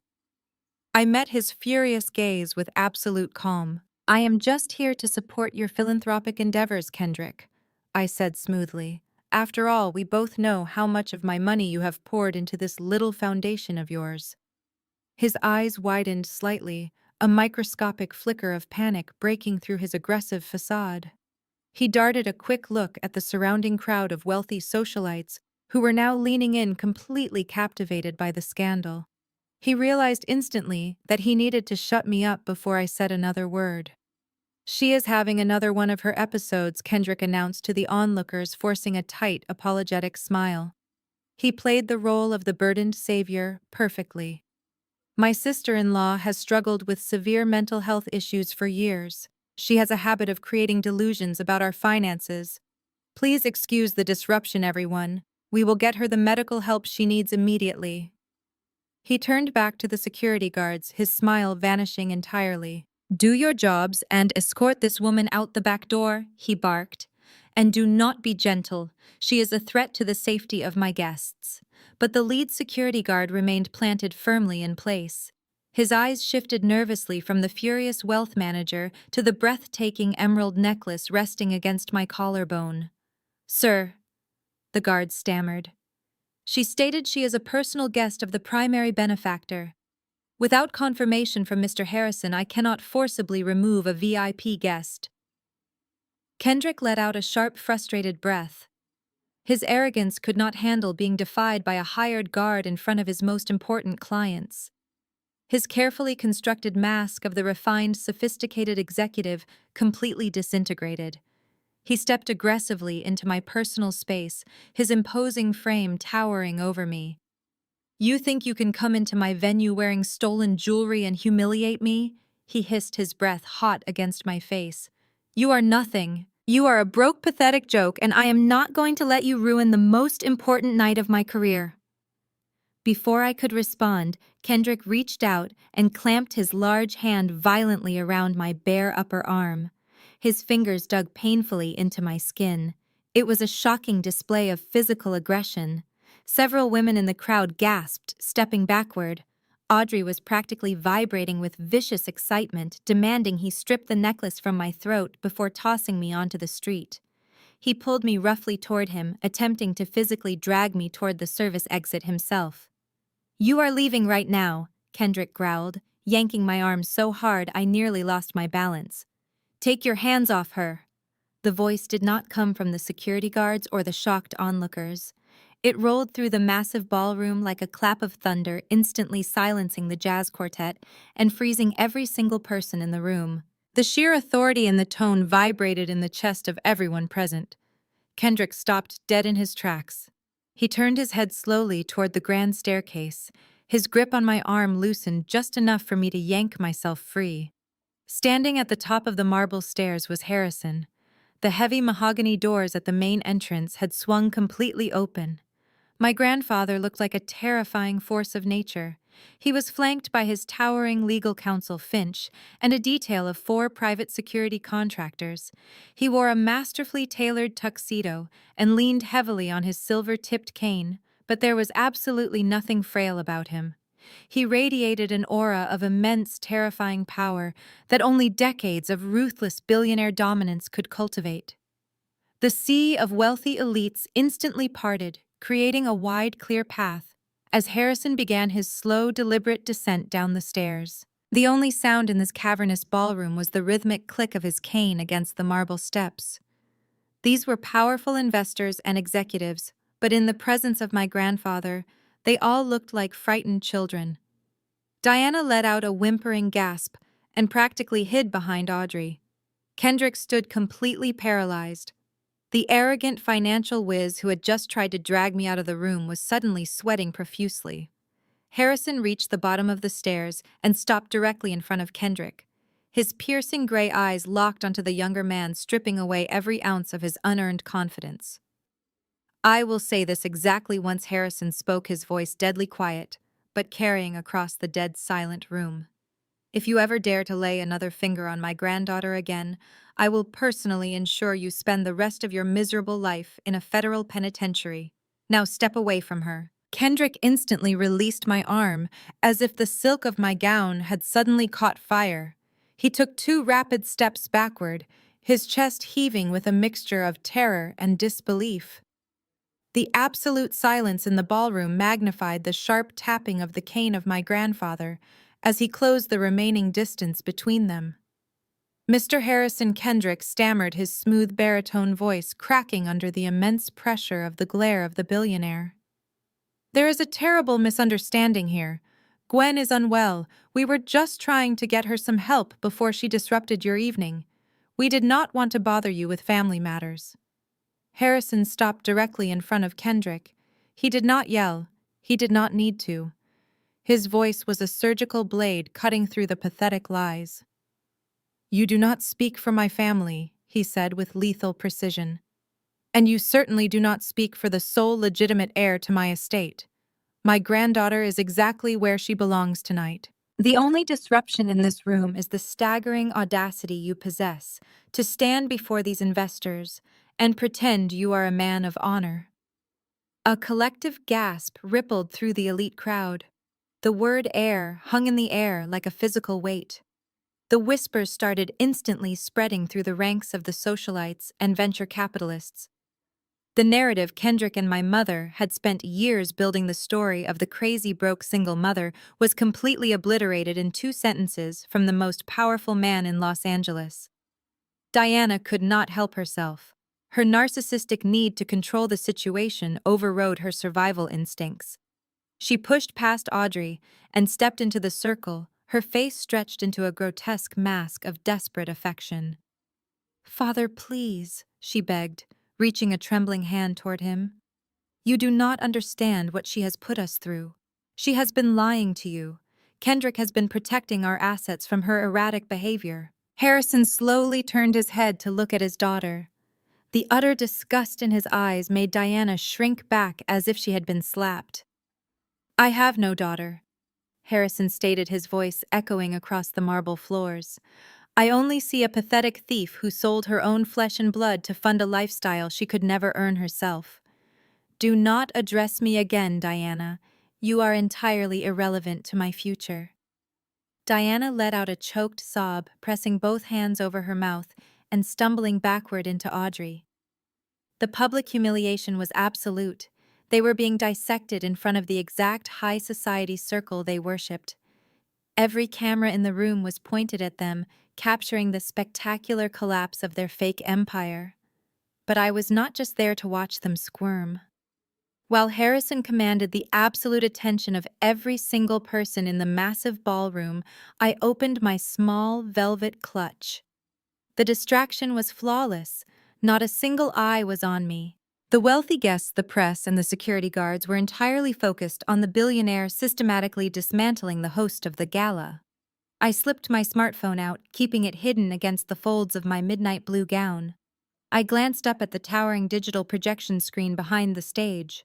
It was currently displaying the glowing gold logo of the fake charity foundation of Kendrick. I unlocked my phone and accessed the custom executable file I had engineered earlier in my apartment. I did not need physical access to the audiovisual booth at the back of the room. Kendrick had rented a state-of-the-art wireless projection system for his big night, and as a data analyst I knew exactly how to exploit the default administrative passwords they never bothered to change. I connected to the local network, routing my payload directly through the primary display channel. I tapped the execution icon on my screen. The progress bar loaded instantly. The custom script bypassed the rudimentary firewall of the venue, locking out the hired technician in the back booth and seizing total control of the presentation software. My phone vibrated once in my palm, confirming the connection was secure, and the financial data was primed for broadcast. Kendrick was still trying to salvage his reputation, desperately whispering to Harrison about private meetings and internal audits. He was begging for a chance to explain the discrepancies off the record. He had no idea that the record was about to be projected in high definition to everyone he knew. I slid the phone back into my clutch and took a step forward, standing shoulder to shoulder with my grandfather.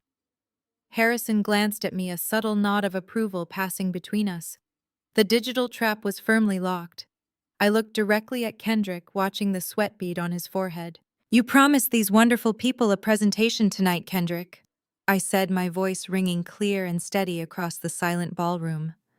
"I think it is time we show them exactly what kind of foundation you have been building."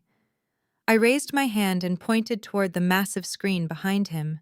The golden logo flickered and vanished, replaced by the stark black background of my forensic data presentation.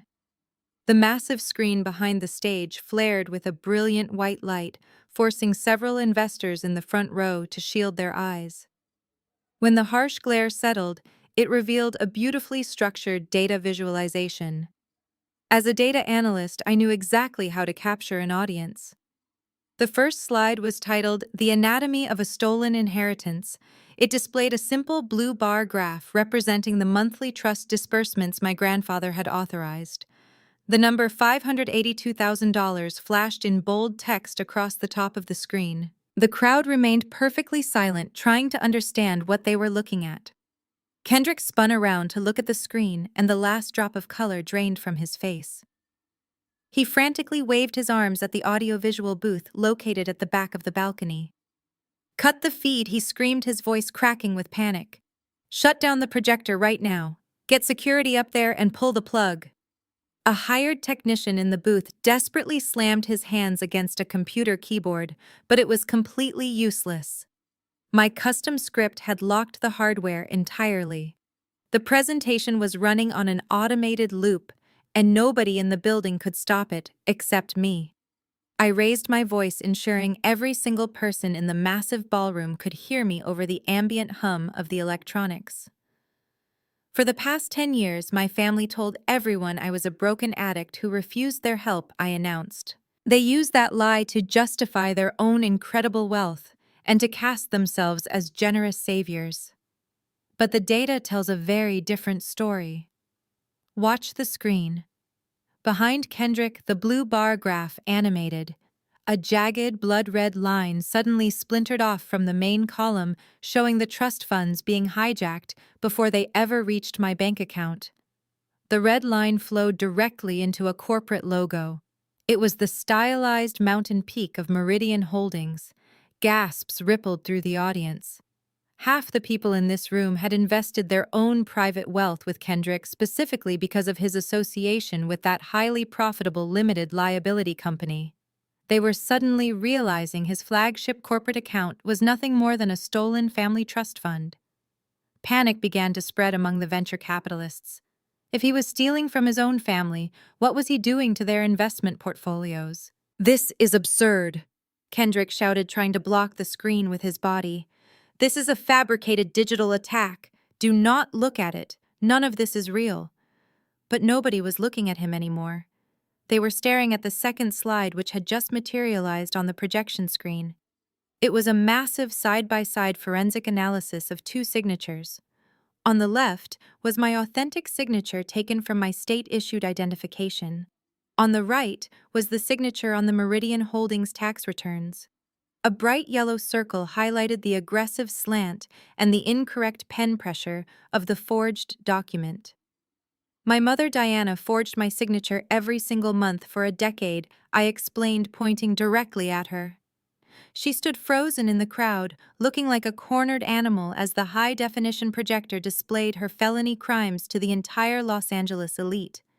She sold me out to fund the extravagant lifestyle of her favorite daughter. She used my inheritance to pay off her own Internal Revenue Service tax liens and buy her way into your exclusive country clubs.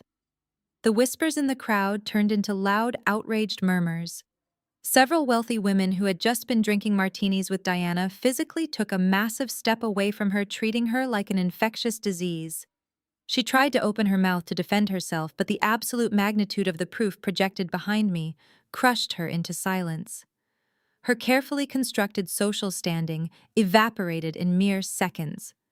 The presentation transitioned to the third slide. It was a web of photographs and property deeds connecting the stolen funds to the luxury assets of my sister. A picture of the $8 million Beverly Hills mansion flashed on the screen alongside the corporate registration papers. The authorized signatory on all the fraudulent corporate documents was clearly highlighted in bright red ink. It was the name of Audrey. Audrey let out a piercing shriek. She looked up at the massive screen, seeing her own name plastered across a mountain of federal tax fraud. She turned to Kendrick, her eyes wide with frantic betrayal. "You told me it was a tax strategy," she screamed at him, her voice echoing in the large hall. "You told me my name on those papers was just a formality to protect our assets." Kendrick did not even look at his wife. He was staring at the exit doors at the back of the ballroom, calculating if he could push his way through the crowd of angry investors before the police arrived. He was a rat, trapped on a sinking ship, looking for the fastest way overboard. But I was not quite finished. I reached into my velvet clutch and tapped my smartphone screen one last time. The final slide appeared. It was a massive audio waveform glowing ominously against the black background. The visual data had destroyed their public reputation, but the audio recording was about to send them straight to federal prison. "Let us hear what the brilliant financial executive has to say behind closed doors," I announced. I hit play. The massive speakers of the ballroom crackled to life. The audio was crystal clear, capturing every subtle inflection of the voice of Kendrick. It was not the smooth, polished tone he used when pitching to investors or hosting charity galas. It was the sharp, impatient voice of a criminal covering his tracks. "Execute the final transfer now," the recorded voice of Kendrick ordered, echoing off the vaulted ceilings. "The entire $70 million. Route it through the primary Meridian Holdings account directly to the Georgetown Private Trust." The wealthy guest stood completely paralyzed. Hearing a man commit federal wire fraud in real time was entirely different from looking at a spreadsheet. The recording continued, playing the exact routing numbers and account digits. Kendrick stood at the edge of the stage, staring up at the screen with dead eyes. The reality of his situation had finally crushed the last remaining ounce of his arrogance. There was no spin room and no legal loophole that could erase the sound of his own voice, confessing to a room full of billionaires. But the absolute worst was yet to come. On the recording, the offshore banker asked a simple procedural question regarding the liability of the corporate officers. The entire ballroom held its collective breath as the recorded voice of Kendrick let out a cold, cruel laugh. "No, my wife does not know the details," the recorded. Kendrick sneered. "Audrey thinks I am a financial genius who made a fortune in cryptocurrency. She signed the formation documents for Meridian Holdings because I told her it was a tax strategy for our new house." Audrey stopped breathing. She stood perfectly still in the middle of the crowd, her eyes locked onto the glowing waveform on the screen. "If the federal regulators ever look into this mess, her name is on every single piece of paper." The recorded voice continued, dripping with absolute contempt. "She takes the fall and I take the offshore accounts. It is foolproof. Do not worry about my mother-in-law. Diana is a greedy idiot. Just execute the transfer. I will call you when the funds clear. The audio file ended. The massive screen returned to stark black. For 10 agonizing seconds, the only sound in the Grand Wilshire Ballroom was the soft hum of the air conditioning. The Los Angeles elite stared at Kendrick with a mixture of profound disgust and absolute horror. They were looking at a sociopath who had meticulously planned to send his own wife to federal prison. Audrey slowly turned her head to look at Kendrick. The heavy diamond tennis necklace around her throat suddenly looked less like a symbol of wealth and more like a glittering chain. Her entire identity had been built on a foundation of lies orchestrated by a man who despised her. "You set me up!" Audrey whispered, her voice trembling so violently it barely carried over the crowd. Kendrick finally snapped out of his paralyzed state. He took a step toward her, raising his hands in a desperate, placating gesture. "Audrey, listen to me," he pleaded, his voice frantic. "That recording is entirely taken out of context. I was just telling the banker what he needed to hear to expedite the transfer. I love you." The lie was so pathetic, it made several investors in the front row scoff in disgust. Audrey did not believe him. The illusion was completely shattered. The golden child who had spent her entire life stepping on me to elevate herself finally realized she was nothing more than a disposable pawn. Audrey let out a guttural, agonizing scream and lunged at him. She threw herself at Kendrick, swinging her fists wildly and striking him across the face and chest. "You used me!" she shrieked, her perfect hair coming undone as she clawed at his custom tuxedo. "You made me sign those papers, you stole her money, and you framed me!" Kendrick stumbled backward, trying to grab her wrists to stop the assault. "Stop it, Audrey!" He barked, his temper flaring as he shoved her roughly away. "You enjoyed spending that money just as much as I did. Do not pretend you are innocent." Diana let out a terrified wail and rushed forward, trying to pull Audrey away from the violent altercation. My mother was sobbing uncontrollably, her mascara running down her face in thick black streaks. "Please stop," Diana begged, looking around at the wealthy crowd. "Somebody help us." But nobody stepped forward. The investors and socialites were already pulling out their smartphones. They were not calling for security to break up the fight. They were calling their own private wealth managers and legal teams. Kendrick was now entirely radioactive. Every single person in that room who had financial ties to him was rushing to sever them before the federal authorities arrived. The empire was burning to the ground, and they were all trying to escape the smoke. I stood next to my grandfather, watching the absolute destruction of the people who had tortured me for 33 years. Harrison rested both hands on his silver-tipped cane, his face carved from stone. The trap had sprung with flawless precision. The physical altercation on the ballroom floor did not last long. Over the sound of Audrey screaming and the wealthy crowd murmuring, the heavy brass doors of the Grand Wilshire Ballroom violently burst open. A dozen federal agents wearing dark windbreakers with bold yellow letters across the back flooded into the room. They moved with absolute tactical precision, ignoring the scattered champagne flutes and the panicked socialites. Special agent in charge. Miller stepped forward, holding a thick stack of warrants. The local police had already secured the perimeter, and the flashing red and blue lights from the cruisers outside cast an eerie glow through the massive front windows. "Nobody move," Miller commanded, his voice amplified by the sheer authority of his badge. "Federal Bureau of Investigation, we are executing a federal arrest warrant." Kendrick froze. He shoved Audrey away one final time and stared at the agents advancing toward the stage. The arrogant financial executive who had spent the entire evening acting like the king of Los Angeles suddenly looked like a terrified child. He took a step backward, bumping into the digital podium, but there was nowhere left to run. Two agents grabbed his arms, twisting them behind his back with practiced efficiency. "Kendrick, you are under arrest for federal wire fraud, money laundering, and conspiracy to commit corporate tax evasion," Miller stated, pulling a pair of heavy steel handcuffs from his belt. "You have the right to remain silent. I highly suggest you use it." The sharp metallic click of the handcuffs echoing across the silent ballroom was the most beautiful sound I had ever heard. Kendrick tried to maintain his dignity, straightening his ruined tuxedo jacket, but the illusion was dead. He looked out at the crowd of investors, the same people he had planned to swindle, and found only cold, glaring judgment. But the federal agents were not finished. Another pair of officers stepped around Kendrick and approached Audrey. She was standing near the edge of the stage, her designer gown torn and her makeup ruined from crying.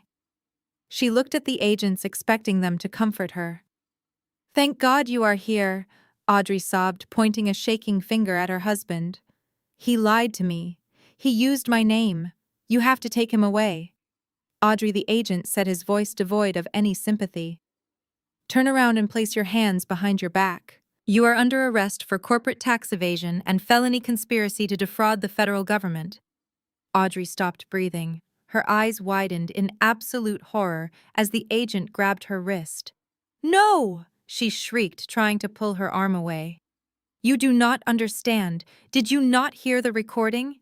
He tricked me. I am the victim here. Your signature is on every single formation document and tax return for Meridian Holdings." The agent replied coldly, forcing her arms behind her back. "You are the registered managing partner of a shell company used to launder $70 million. You can argue your victimhood to a federal judge." A second pair of handcuffs clicked into place. Audrey collapsed to her knees, sobbing hysterically, as the agents hauled her back to her feet.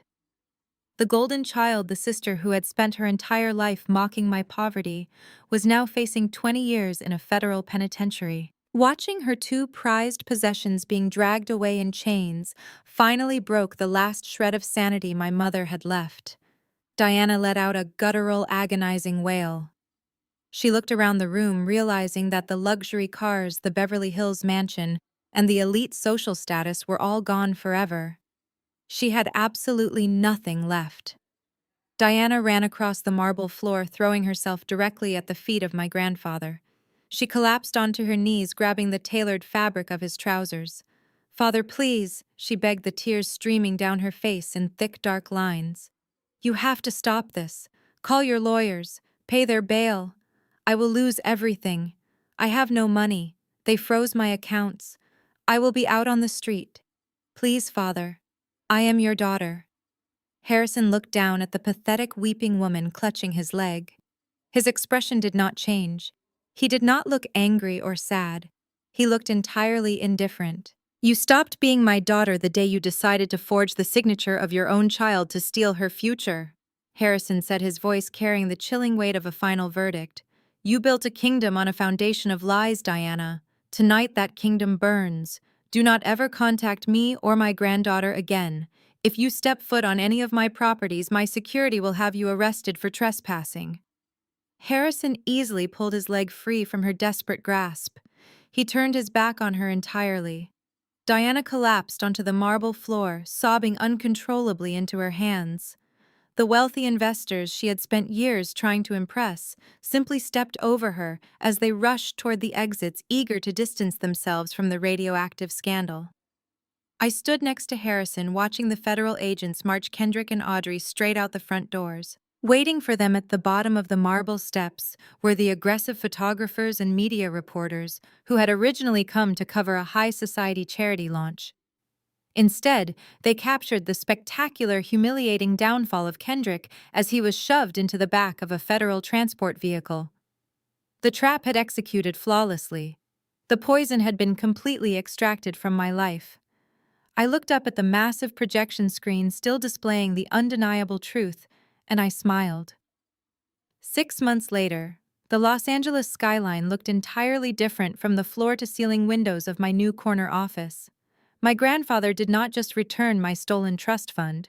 After witnessing my analytical skills dismantle a $70 million international embezzlement scheme, Harrison appointed me as the chief executive officer of his primary holding company. I spent my days using my background as a data analyst to restructure his massive real estate and technology portfolios, identifying inefficiencies and maximizing our philanthropic outreach.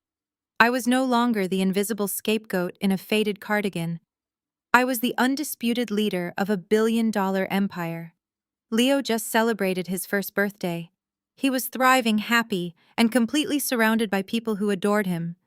Harrison insisted on building a state-of-the-art nursery right next to my executive office, so I never had to be far from my son during the workday. My grandfather and I had spent the last 6 months rebuilding our relationship from the ground up.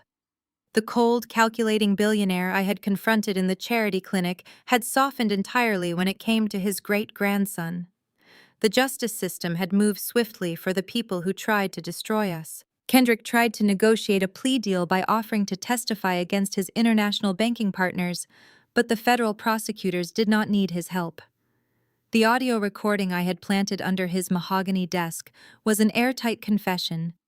He was sentenced to 15 years in federal prison for wire fraud and money laundering. He lost his wealth, his pristine reputation, and his freedom. Audrey tried to play the victim during her trial. She sobbed on the witness stand, claiming she was just a naive wife who trusted her husband. But the jury saw the forged signatures and the luxury assets registered in her name. The judge sentenced her to 7 years in a minimum security federal facility for corporate tax evasion. The $8 million Beverly Hills mansion was seized by the federal government, auctioned off, and the stolen funds were legally restored to my trust account. And then there was my mother. The federal asset forfeiture swept up every single luxury Kendrick had ever purchased for Diana to buy her silence. Her bank accounts were frozen, her credit was destroyed, and she was evicted from her upscale condominium. She desperately reached out to the wealthy socialites she used to drink martinis with, but high society absolutely despises a public scandal. Every single one of her friends blocked her number. To pay the exorbitant legal fees for the defense attorneys of Audrey, my mother had to do something she had avoided her entire life. She had to get a manual labor job. Because of her highly toxic public profile and her complete lack of professional experience, her options were severely limited. Last week, Harrison and I attended a private business dinner at the exclusive Bel Air Country Club. It was the exact same club my mother used to frequent when she was pretending to be a wealthy elite. Halfway through the dinner, I excused myself to use the restroom. I pushed open the heavy oak door of the ladies' room and stopped in my tracks. Diana was on her hands and knees wearing a drab gray janitorial uniform. She was violently scrubbing the marble floor next to the porcelain sinks with a stiff bristled brush. Her perfectly manicured nails were gone, replaced by cracked skin and chemical burns from the cheap industrial bleach. She heard the door open and looked up. Her exhausted eyes locked onto my tailored designer suit. The silence in the opulent bathroom was deafening. For a fleeting second, I saw the old familiar spark of pure hatred flare in her eyes. She opened her mouth perhaps to hurl a venomous insult or demand money just like she had done my entire life. But then she looked at my posture. She saw the absolute, unbreakable confidence radiating from me. The spark of hatred died instantly, completely extinguished by the crushing weight of her reality. She lowered her head, avoiding my gaze, and went back to scrubbing the floor. I did not gloat. I did not say a single word to her. The most powerful revenge is realizing that your abusers are entirely irrelevant to your future. I washed my hands, adjusted the lapels of my jacket, and walked out of the bathroom, leaving her exactly where she belonged. Looking back on that terrible day in my cramped apartment, I realized the greatest victory was not exposing their crimes or taking over the company. It was finally choosing myself. They spent 33 years trying to convince me I was worthless, but my worth never depended on their validation.